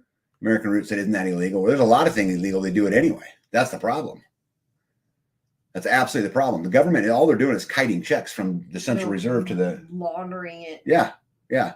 Well, and I would even go so far as to tell you guys that a lot of the money that ends up in the Ukraine is laundered. It's cleaned and it's gone through, as I mentioned, Northrop Grumman and all that kind of stuff. You know, people are getting rich. I mean, it's not just a coincidence that, you know, our politicians go into service with not a lot of assets and come out with a whole bunch of assets, right? There's a few of them. Yeah, Jane said it great. We live in opposite world now. We kind of do. We absolutely kind of do live in opposite world, which is freaking crazy. I don't know if you guys noticed this or not, but did you guys see that our own politicians were waving the Ukraine flag in our buildings, right? And just so we're all clear, as we were talking about the election, these are the people who will oversee our free and fair election in November. What were they doing that for? What are they doing? To support the extra spending to the Ukraine. But guys, I'm telling you guys, you guys go back and Google spending bills since 2020 and look at every one of them. The money is going to, it's always a big chunk goes to national defense, and then a big chunk goes to Department of Homeland Security, and a big chunk goes to the State Department, and a big chunk goes to Department of Defense. And so it's like 80% of it ends up in the military industrial complex, right? I mean, a huge majority of it is. And Ukraine is the perfect situation for that. But I cannot believe that we have our politicians flying another country's flag in our sacred buildings. I just can't even hardly believe it. Yeah, it should be treason. Last warning said, sorry, bud. Didn't we give that seized Russian gold to Ukraine in order to fund the war without a small cut of ourselves? I'm sure. Oh, a large cut. I would actually argue Ukraine got barely any of it. It also went to the military industrial complex, to which then we send them missiles and, you know, artillery rounds. And yeah, Florida Mama Bear says if it's illegal and unconstitutional, they're all for it. The Blaze did an interesting piece on how politicians get wealthy while in service to their country. Yeah, and they do that, don't they? Jules says, and 10% for the big guy. That's funny. You know what that is? No. So there was a recording of Biden's son taking money from, you know, I think it was China. And anyway, he said, of course, we got to get the big guy 10%. And the big guy is his dad. Well, you tell me. I do remember that. Yep. Yeah. The flag waving explains the change in the revenue stream bed. And Mo says no Taiwan or Israeli flags, should be waving Northrop flags. Yeah, they should be waving the Northrop flags, but the interesting thing is that Taiwan is still kind of their own country, as is Israel. And Israel has a tendency to tell America to, you know, piss up a rope, but Ukraine does whatever they're told, right? It's the perfect place to launder. Yeah, they are perfectly happy being able to make money off of dead Ukrainians. Now, Nitos didn't say that. I filled in that part, but they are really happy to be doing that. The interweb blew up with pissed off people over that flag crap. Yeah, but what happens? Jules, how many preppers and homesteaders do you know that sit around the TV bitching and moaning about what happened, but doesn't do anything to change anything? Yeah. You know, B started our conversation out tonight with we're on our own, and we are on our own, right? We've got to figure out, because these people are not going to help us, right? These people are not coming to our aid. A flat tax, paper ballots counted in 24 hours, and the 10% can be the tithe to the church. There's a bug guy. Yeah, it never happened. Wish. That makes me very angry, though. I'm waving another country's flag where all my money got. It's beyond ridiculous. It is beyond ridiculous. Me and B were looking at a check that came in this week, and we were just looking at the amount of taxes that were pulled out of it between income tax and Social Security, which, by the way, Medicare. Yeah, I've maxed, and Medicare and all of these other fees that come out. And it's like, man, and then I'm going to take this money and I'm going to go, you know, buy a gallon of fuel, which has a 42% tax rate. So you pay a 30% income tax, and then out of $100, you lose $32. And then the $68 that's left over, let's say you put all of that in your car, where there's a 42-cent per gallon. Yeah, 42-cent tax on that. So just in paying your income tax and buying gas, the government has almost 80% of the money back. Yeah. And then just right there. And then we look at like your mom who's using Medicare, and we have to fight for her to be able to use money that she's been putting in. Yeah. My mom's paid her whole life, and they declined her for oxygen. Yeah, wait till Biden doubles capital gains tax. LJC, I am so glad that you mentioned that. Right? Well, yeah. So impact on capital gains. Biden administration proposes a 44.6% national wealth tax. Now, as I read this, I want you guys to remember the REPO Act, right? From the Ukraine, right? That we're going to seize other countries' money. You remember this as we're reading this. The Biden administration proposes a 44.6% national wealth tax. The Biden administration's latest proposal is sending shockwaves through the financial markets and sparking heated debates across the country, with talks of implementing a staggering 44.6% national wealth tax. Investors and homeowners alike are bracing themselves for potentially seismic shifts in their tax liabilities. One of the most significant aspects of the proposed wealth tax is its impact on capital gains. Under this plan, all gains would be subject to federal tax rate of 44.6%. And for residents of high tax states like California, the burden could be even heavier, with an effective tax rate of 59%. Okay. That's a different Biden too. You say that a lot. Because there's multiple Bidens. Guys, this is insane right here. You want to talk about how to stymie businesses? So for any of you guys who don't know, capital gains is the money made off of an investment, basically, right? You invest $100, you make $20. That $20 isn't necessarily income, it's capital gains, right? Typically, capital gains is taxed less than income tax, so that what you can do is you don't quite pay as high a rate, because again, it's your money making your money. But if they do this, could you imagine that if you invested $100, right, and you made $100 off of it, the first $59 goes to the government? That means what's left over would barely pay the tax on the gas you put in your car. Why would anybody invest? Why would anybody put their money in that? So now we're telling foreign countries that we're going to take their money, and now we're telling Americans we're going to take their money. Absolutely insane. Well, in another form, because they already take it in so many other ways. So yeah, American Root said I had to pay $197 to file my taxes. I had to pay them to pay them. It's highway robbery. Yeah. Oh yeah, and then don't forget the unrealized capital gains. You know what that is, babe? No.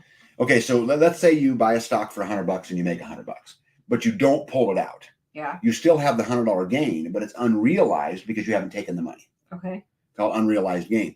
And they're going to tax the unrealized gain. So even though you haven't cashed out, the money isn't in your pocket. They still want part of it. They still want it. Yeah. Yeah. Thank you, Florida Mama Bear. Thank you. I might have missed that. Where are we at? Let me see here. They also want to tax us on unrealized gains. Yeah. How crazy is that? They never tax us on unrealized gains. That's so silly, because you have such fluctuations. And so what they're saying is, okay, we're going to tax the unrealized gain, but if you have the loss when you cash out, you can write it off, right? Just like they do your house. You can write off your home improvements when you sell it 27 years later. You got to keep your receipts. Right. So they get all their money up front. What a crock. And then you can write some of it off. Yeah. Why do they even tax when they just print the money up as they need it? They shouldn't just leave our money alone. Well, this is a great question, All American Prepper. Actually good reasons why they do this, because if they didn't tax and just let you get all of your money, then the cat would be 100% out of the bag and no one would want a dollar. Nobody would want the dollar. Nobody would want it. Them taxing you, them being able to show that taxable income, them being able to show those revenues is what gives the value any dollar at all. Because theoretically they could just print it and just say, you guys don't have to pay taxes anymore. But then what would happen to the value of the dollar, right? You'd be spending $1,000 for a gallon of milk overnight. Right? It's all about credibility, The other thing is they can add it to the amount of money they print, and this helps them keep the amount of money they're printing down. because the word gets out, they're printing up too much money. It can be pretty bad, right? How can oxygen be refused by Social Security? Her money, but they want to deprive her of oxygen. Yep, we're paying for it. They will not cover it. Do you think they're going to provoke us into a civil war? Well, that's a really good question, All-American. You know, I think that they would love that. I think that would be ideal for them. Whether or not the Americans will do it, I mean, I'm really hoping what Americans start to do is unite together, regardless of your race, your color, your creed, right? Regardless of whatever your preferences are. I would hope someday Americans would get together and say, enough crap. Let's stop paying attention to what they're, you know, to how much money we're paying, and let's try figuring out where the money's going. Right? Let's take the fight the other way. And we're only going to do that, you know, if we unite. Do you want to find out where the money's going? Yes, where it's really going. Just like these bills, babe. I'm telling you, when they say we just voted for $91 billion from the Ukraine, that all goes right back into the military-industrial complex. And then they then they take, you know, that out of the ledger, they take that money out for the F-16 and for the tank and for all of these things. Money don't actually go there. Right? This one's interesting. John says they will definitely need more Irish educators. Well, there's another thing that's working on right now. So I don't know if you guys know this or not, but you're supposed to, anytime you spend any money, you're supposed to be collecting what's called a W-9. And that W-9 you keep a hold of, right? So let's say you're going to order gravel, right? Technically, you're supposed to collect a W-9 at the time you purchase that gravel and you write a check for it. That way you can turn it in and the accountants can 1099 that business. Now, this only works in small stuff. The large chains wouldn't have to do this. But this has been rule for a long time. They just never enforced it. And so part of the reason why they needed all these IRS agents, they're beginning to clamp down on those things. So it'll be up to me now, if I follow the rules, right, it's going to be up to you to get a tax document from the gravel guy. Yeah. Right. And for guy. Everything. Right. So that they make sure they get, you know, their part of it. Yeah, our taxes are just to guarantee we can pay off the interest. We will never pay off the interest. It is way too much money. Yeah, never pay it. Next thing you know, they'll be voting them a big fat pay raise. Guaranteed. Mm-hmm. Yeah, the people uniting would be great, but I can tell you I have two friends, and wherever they get into politics, they are adamant about their stand, which is opposite of mine. And as long as they're willing to do that, and I wish they could understand they're being programmed, right? As long as they're willing to do that, we're never going to make any change. We're going to constantly be fighting each other. The Democrats are going to hate the Republicans. Men hate women. Women hate men. Black hate white. White hate black. Right? Palestinians hate Jews. Right? Russians hate Americans. You know, all this political divide because, man, it puts them in such a safe place to take advantage of us and to insert their tyranny over us as long as we continue to fight each other. Yeah, we just don't need all that. Yep. Y'all think about the lottery. How many billions are involved with little oversight? The so-called winners are encouraged not to tell anyone. Yeah, I think it's all a scam. Yeah, that is why they're hiring 80,000. Yep. Jules said, I was thinking about this morning. When you need the mark to buy or sell, how are you going to pay your property taxes? You're going to get the mark, or they're going to take your property. That's how, Jules. That's the thing. That's how. That's exactly how. And there's no way around it, because if you don't pay your property taxes, guess what's going to happen? Right? And, you know, they start going down that road. I think that, you know, by the time they get to that point, you got war in every city and every street. And I think there's a lot of people that are not going to put up with that. Yeah.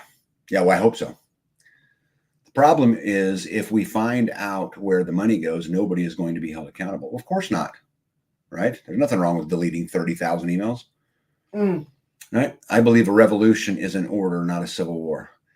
Yeah, well, I hope that we could find a way to have a peaceful revolution, and we could have a way to take control back, you know, without the cost of blood. But unfortunately, they got to give up the purse. Yeah, right. Right. The Universal Surveillance and Mass Detention Act for the United States of America and to protect children of 2025. Right. Right. Yeah. IRS agents now get guns and bullets. Yeah, so does the EPA, so does the post office, right, Mo? I didn't know the post office. Oh, yeah, the post office a couple of years ago took a bunch of heat because they ordered like, and I can't remember the number. It was like 420,000 rounds of 40 caliber. And so, yeah, the post office amongst, a whole lot of other things, right? Yeah, Epstein won the lottery twice. Yeah, well, he was offering quite the service, wasn't he, Tim? And the same people that voted for all that money to go to the industrial complex owns stock in those companies. Yes, they do. Wash, rinse, repeat, wash, rinse, repeat, wash, rinse, repeat. Yep. Absolutely insane. You want some more good? I got some better news, though. You ready for some better news? I hope so. Okay. So there's been a lot of talk in financial circles these days that we're heading towards what's called stagflation instead of inflation. And so this Fortune article talks about with inflation still high and economic growth slowing sharply, we could be heading towards stagflation, a scenario nobody really prepared for. So I thought I would just share with you guys what that is, because you're going to hear it a lot more. Stagflation is an economic cycle characterized by slow growth and a high unemployment rate accompanied by inflation. So I'll summarize this. So prices are expensive to buy anything. The unemployment rate is really, really high, and the country has no growth. Okay. And, for years and years, one thought, the economists thought it wasn't possible until it hit us in the 70s. But the 70s were in my recollection, are really the first time where you've seen that really kind of happen. And so, what happens when there's high unemployment? Well, let's make ourselves not so dependent on employment, right? When prices are really, really high, let's make sure that we can grow some of our own food. Yeah. And, it's funny, we were joking about the baby calf today, and I was calling him Hamburger 2026. I don't like that name. Well, I know you don't like that name, but the point I'm making is still the same. If you don't have a lot of growth and you've got high unemployment and prices are high, we have to figure out a way, right, to be able to deal for ourselves. And I threw this picture in there because if you guys look real close, you can see the chips right behind the white. Those are full bags of chips for sale. Yeah. They call that shrinkflation, right? They don't change the packaging size. They just take, some of it take some of it away. But if I was you guys, I would be really, looking into a little bit about stagflation and trying to understand what it means and understanding what it could do, because it does seem to me that the indicators would say this is a real possibility for us. And I think you'll see this come out. Full of stale air. Yes, full of stale air. I think you'll see this come out more and more, and you'll hear more and more people talking about this. I found this article today in Fortune magazine. But you see here, local folks can't get anyone in power interested in mailbox thefts around here. Why does the post office need ammo with no enforcement? Why does the post office need ammo, period?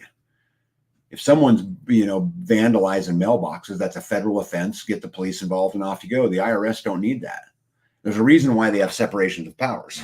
Yeah. Right? I mean, it's super, super important.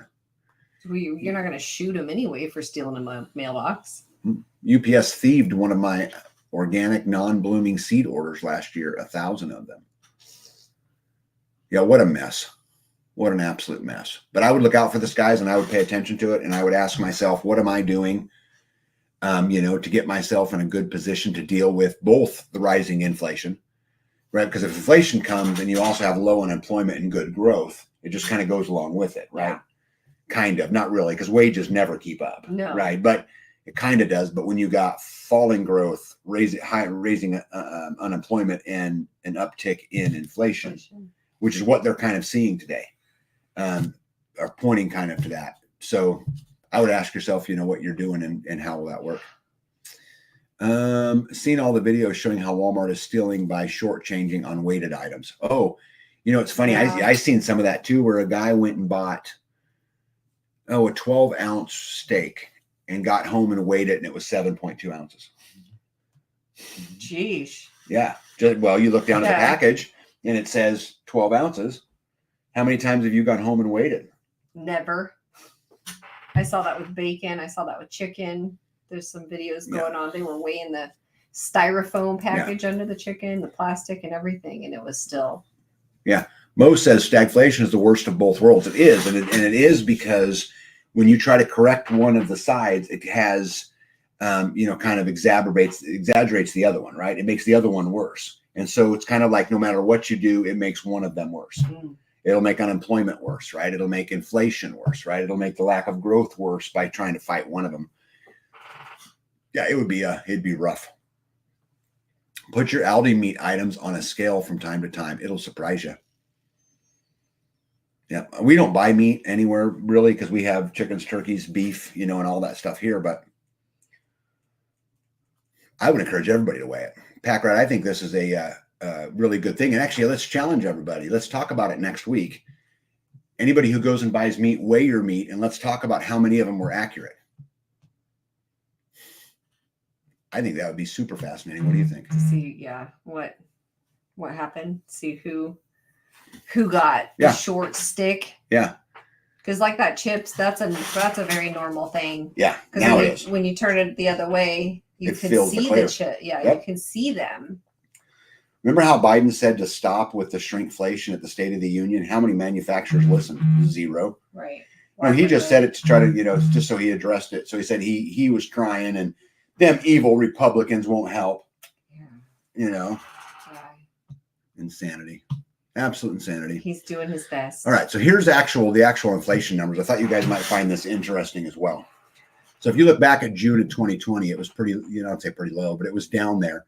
And it's funny to me, if you look at the little red circle, this is the rise of inflation that they're talking about lately. They're talking about how, inflation's starting to go up again. And remember how just a few weeks ago, they were talking about how inflation was going down? Yeah. This is the down they're talking about, babe. That last peak over there.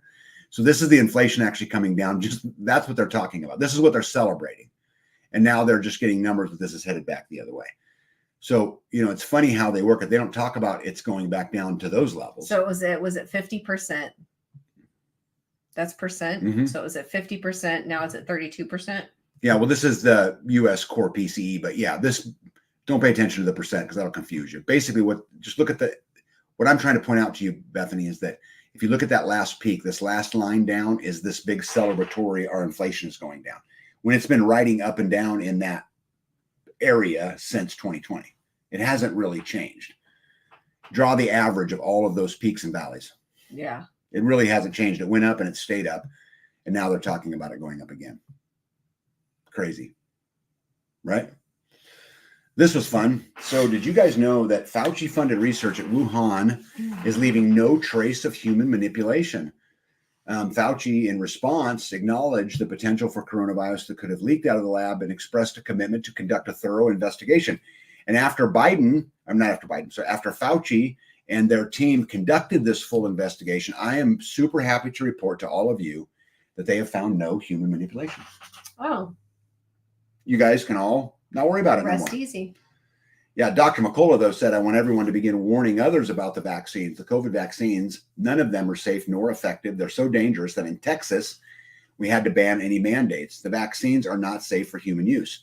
This is the reason why I wanted to put this in here. The leading medical authorities, including the World Council for Health, the American Association of Physicians and Surgeons, and the Florida Surgeon General, Dr. Joseph Ladapo, are now united in their calls for the vaccines to be pulled from the market.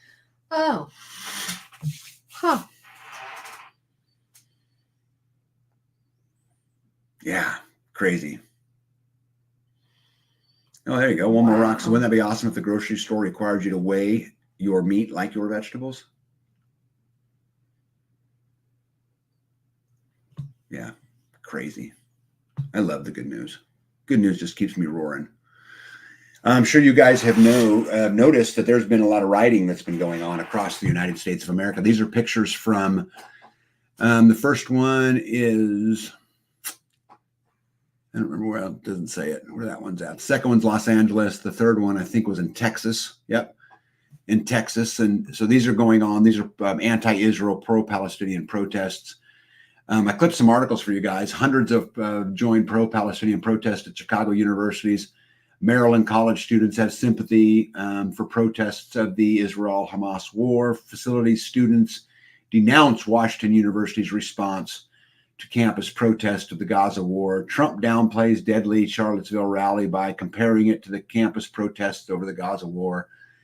But what I found interesting was the top right. Snipers were allegedly spotted at Ohio State University and Indiana University during the Gaza protest. And they showed some pictures of some military snipers up on the roof. Remember that I said this. On to the next slide.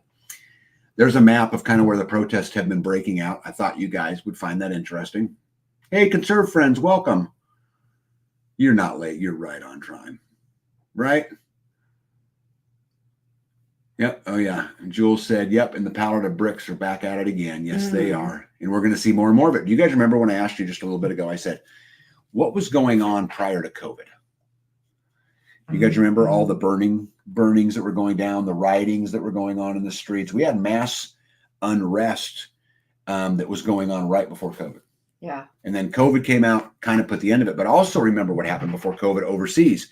Remember the French labor unions were rioting?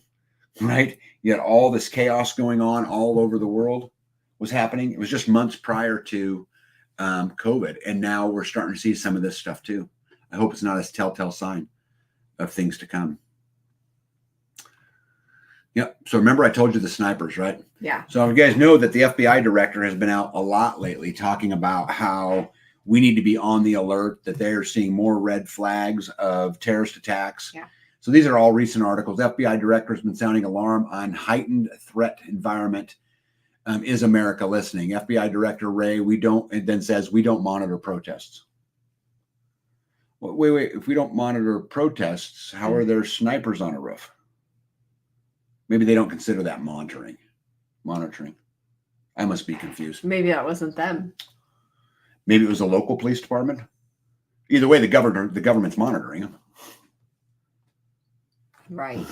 I mean, you can say that it's the local sheriff's department, the local highway patrol, but they're all Department of Justice. They all work in the same department. Because they had to be somebody of that nature instead of just a rando with a... If they were taking pictures of random rednecks on the tops of buildings with snipers, they'd be shooting them. They would be making them Yeah. go away. I don't buy that shit at all. So it's all Department of Justice. It's all Department of Justice. He can say it's not the FBI, but it's still all Department of Justice. FBI Director Christopher Wray warns of blinking lights from multiple threats across America. FBI Director Christopher Wray warns Chinese hackers lying in wait to attack U.S. infrastructure. Oh, yep. Yep. Nitos, I think, hit it right on the head. Distractions prior to the election. Well, and they've got to get on it pretty quick here because the election cycle is going to be fast upon us. Right? Hey, Troy Sutton, how are you? I didn't even see you sneak in there. I apologize for that. Let me see here. Many of the tents are matching in make and manufacture. Wonder why. Just coincidence, Mo. Nothing to see here. Move along. Just move along. Right? All right. Did you guys see this one? This was really interesting. And I'd love to hear your guys' take on this. So Ron DeSantis bans social media use by children in Florida. Huh. Which I found this super interesting. The new law prohibits children 13 and younger from creating social media profiles and requires parental consent for those who are 14 and 15. Social media platforms will be required to delete existing accounts for children younger than 14. Nobody lies on their age on social media, do they? Oh, okay, just checking.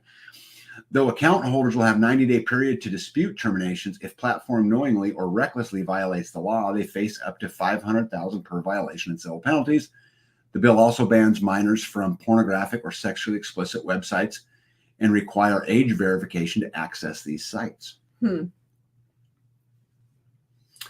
Yeah, Florida Mom Bear says we have the best economy according to Biden. Well, of course, he's lowered the national debt. Yeah. Pause. Yeah, pause. Don't forget that. Pause. That needs to be a t-shirt. Someone needs to make one of those. I've lowered the national debt. Pause.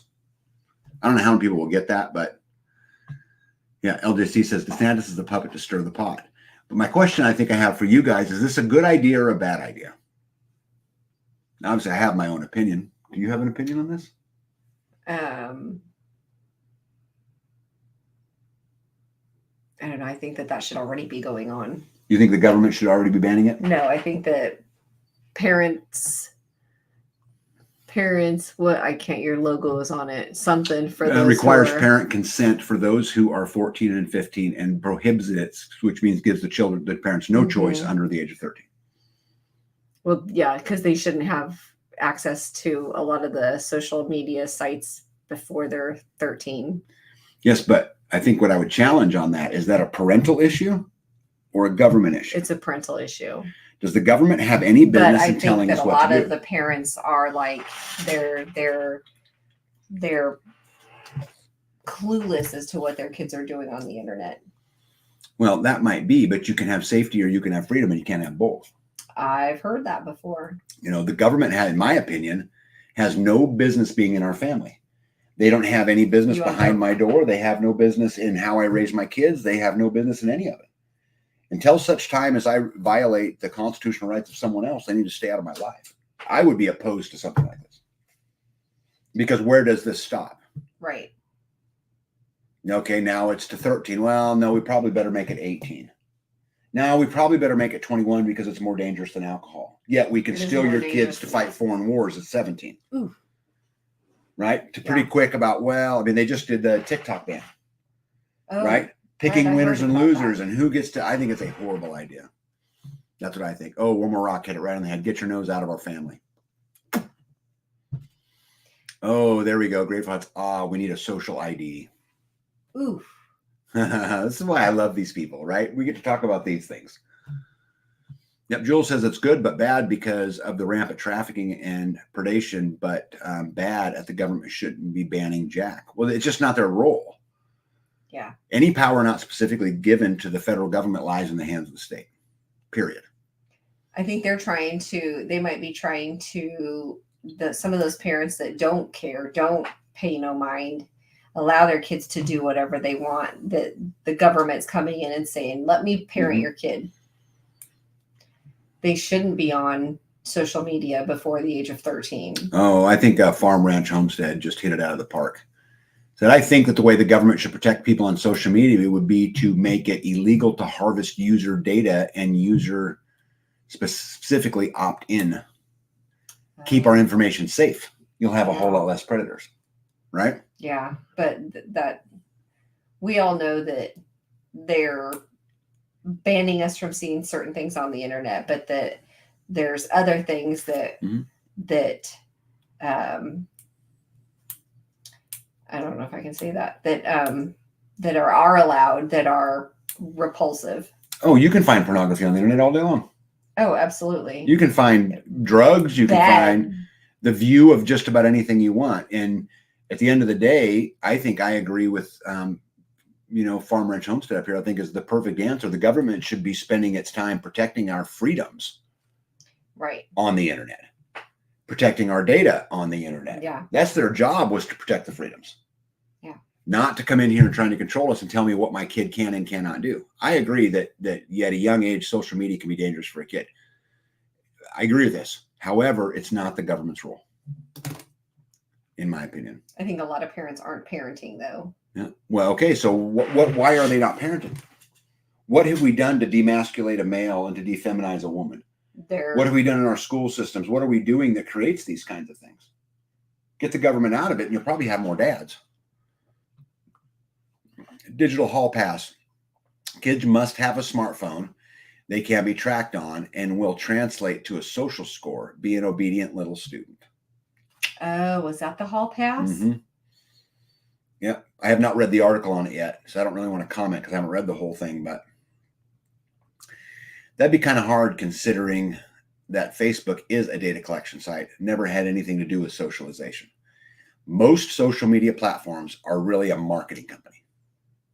They provide the platform so they can gain the information, right? The government has been spying on us for decades. That would, what would actually do to stop data mining? Yeah. Kids shouldn't need smartphones. Yeah, it'd be interesting if the school was to ever say your kid's required to have one and we get access to it. Yeah, that would be a cold day in hell, right? All right, you want to talk about some cool stuff like food? I like food. Food? Let's talk about food. What do you think? Food. I don't know if you guys know or not, but US Bank Stadium plans to be completely kill-free stadium by switching entirely to plant-based meats. All ice cream, cheese, condiments will be replaced with dairy-free options as well. Really? The Vikings will be the first NFL team to have a completely vegan stadium. Imagine paying $54 for a vegan burger while rooting for a Viking. Isn't that ironic? But what I found interesting is that University of California professor Frank Mitloehner gave Real Meat interests an interesting talking point with the observation that the ingredients in the two leading plant-based meatless burgers are almost identical to those of dog food. The brands Impossible Burger and Beyond Meat both contain over 20 highly processed ingredients commonly used in pet foods. Flavors and colorings were the only ingredients used in vegetable-based burgers, but not dog food. So what they were saying is the only ingredients that were different were the flavors and coloring because the dog doesn't care what the color is. Yeah. Go Vikings. Wow. What do you think of a Viking? A Viking, like pillaging. Yeah. Meat eater. A big leg. Right. Mm-hmm. Well, you can have a big leg of a vegan burger. A dog food burger. Right. That doesn't surprise me though, because that makes sense. Yeah, with most. That's gross. Most that I can hear the cries of the carrots. Yeah, I'm Hardway, Alaska. Good evening, by the way. Says I'm starting a carnivore diet. Many health benefits. Guess I'm not going there. Yeah, full-grown men in tights chasing balls around and smacking butts isn't my idea of a good time. Well, but what if I could give you full-grown men in tights chasing balls around, smacking butts, eating vegetable burgers? With that, that's even worse. Yeah. Wow, just another reason not to go to US Bank Stadium. I've never been there, nor have I ever thought of doing so. It's so just crazy to me, And as we, continue down this line, oh wait, here we go. Any bets that you'll ever get bird flu from a bug burger? Yeah, it's a horrible waste of time. Guys, as we get out of here tonight, it's 2 hours and 10 minutes, so I'm actually ran late. I think that there's a lot out there that we have to really start looking at just doing for ourselves. Oh, that's what I was going to say. Is it? Yeah, we're on our own. Let's start over. B, do you have any parting words? I was going to say that we need to do for ourselves what we can. That we need to. We're on our own, folks. What does that mean, babe? Well. This is an interesting picture you got here. Why do this on purpose? I don't want any more of that. I don't want any more cancer meat and glue meat and bugs. It looks like they're eating. I want the chicken that is from a chicken and the cow that or the meat, the burger that's from a cow. And apparently I have to grow it myself, or I have to find a farmer that's around me that grows it that I can trust, because it's so easy to, just like in Maine, it's so easy to have somebody come in and say, let me pay you for this. It sounds good. And then I'll take it and I'll pour it on my land. And then my land's condemned because, I followed it's the money. Follow the money. That's what my mom would always say. Well, we have to take our own. I think as time goes on, babe, what they want you to have is a smaller and smaller piece of your production. This is not really a money thing to me. It's an energy thing, and it's an exchange of energy. Right? We talk all the time about how money is nothing more than an exchange of energy. You give me your energy for mine. And so what they want to do is, through the system, is they take our social security number, right, which gives us our number. Yep. And then they want to be able to harvest as much production for as long as they can. Yeah. And so they don't want us spending money on, the things that are expensive. They want to provide the things for us.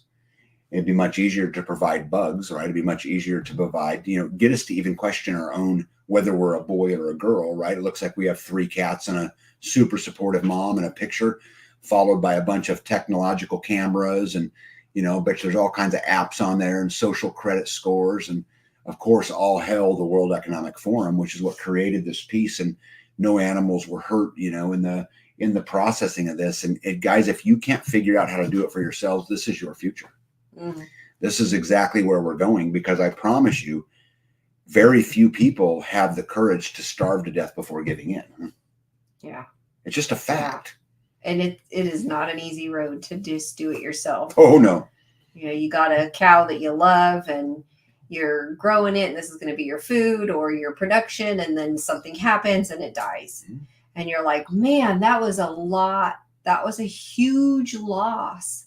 You got birds and they're the starter, right? That you can start with birds because they're easily replaced. They grow themselves like by the dozens every week. And so Cows are a whole lot harder. It's but easier to put some glue on some fibers and press it together and put some color on it and feed it to somebody, because you can grow that. It's easier. And you can go and work and be your slave and come home and open the fridge and they will have provided, and you can sit there and enjoy your minutes instead of working hard every day. And you know, they're still killing the bugs. I don't understand. Like, we don't want to kill chicken. We don't. Yeah, but bugs are bugs are okay. Yeah, bugs are okay. And apparently they're in, not the poor animals, hidden in all kinds of granola bars and stuff too, under different. It doesn't. Of course, it doesn't say, you know, bugs contained. It says, you know, different wording. You know, I ask B every single time we do these for what are her parting words, but I think I'm going to leave you guys with what Mo says, and because I really think this is exactly right, and you know, he's a really smart guy. But so we're going to leave you guys with this: the more you spend your energy outside of the dollar system, the more valuable your life will have. Your life will have way more purpose and way more value if we can figure out a way to get out of the system. And we get out of the system by providing for ourselves, getting back to those values that create the situation where we don't have to ask them for permission. You know, in my opinion, you know, permission is the death of all of us. And we really got to strive to get away from asking permission at every corner, at every place. But you guys can do it. Start small. Just do something every single day. We'll see you guys on Friday. See everybody. Good night.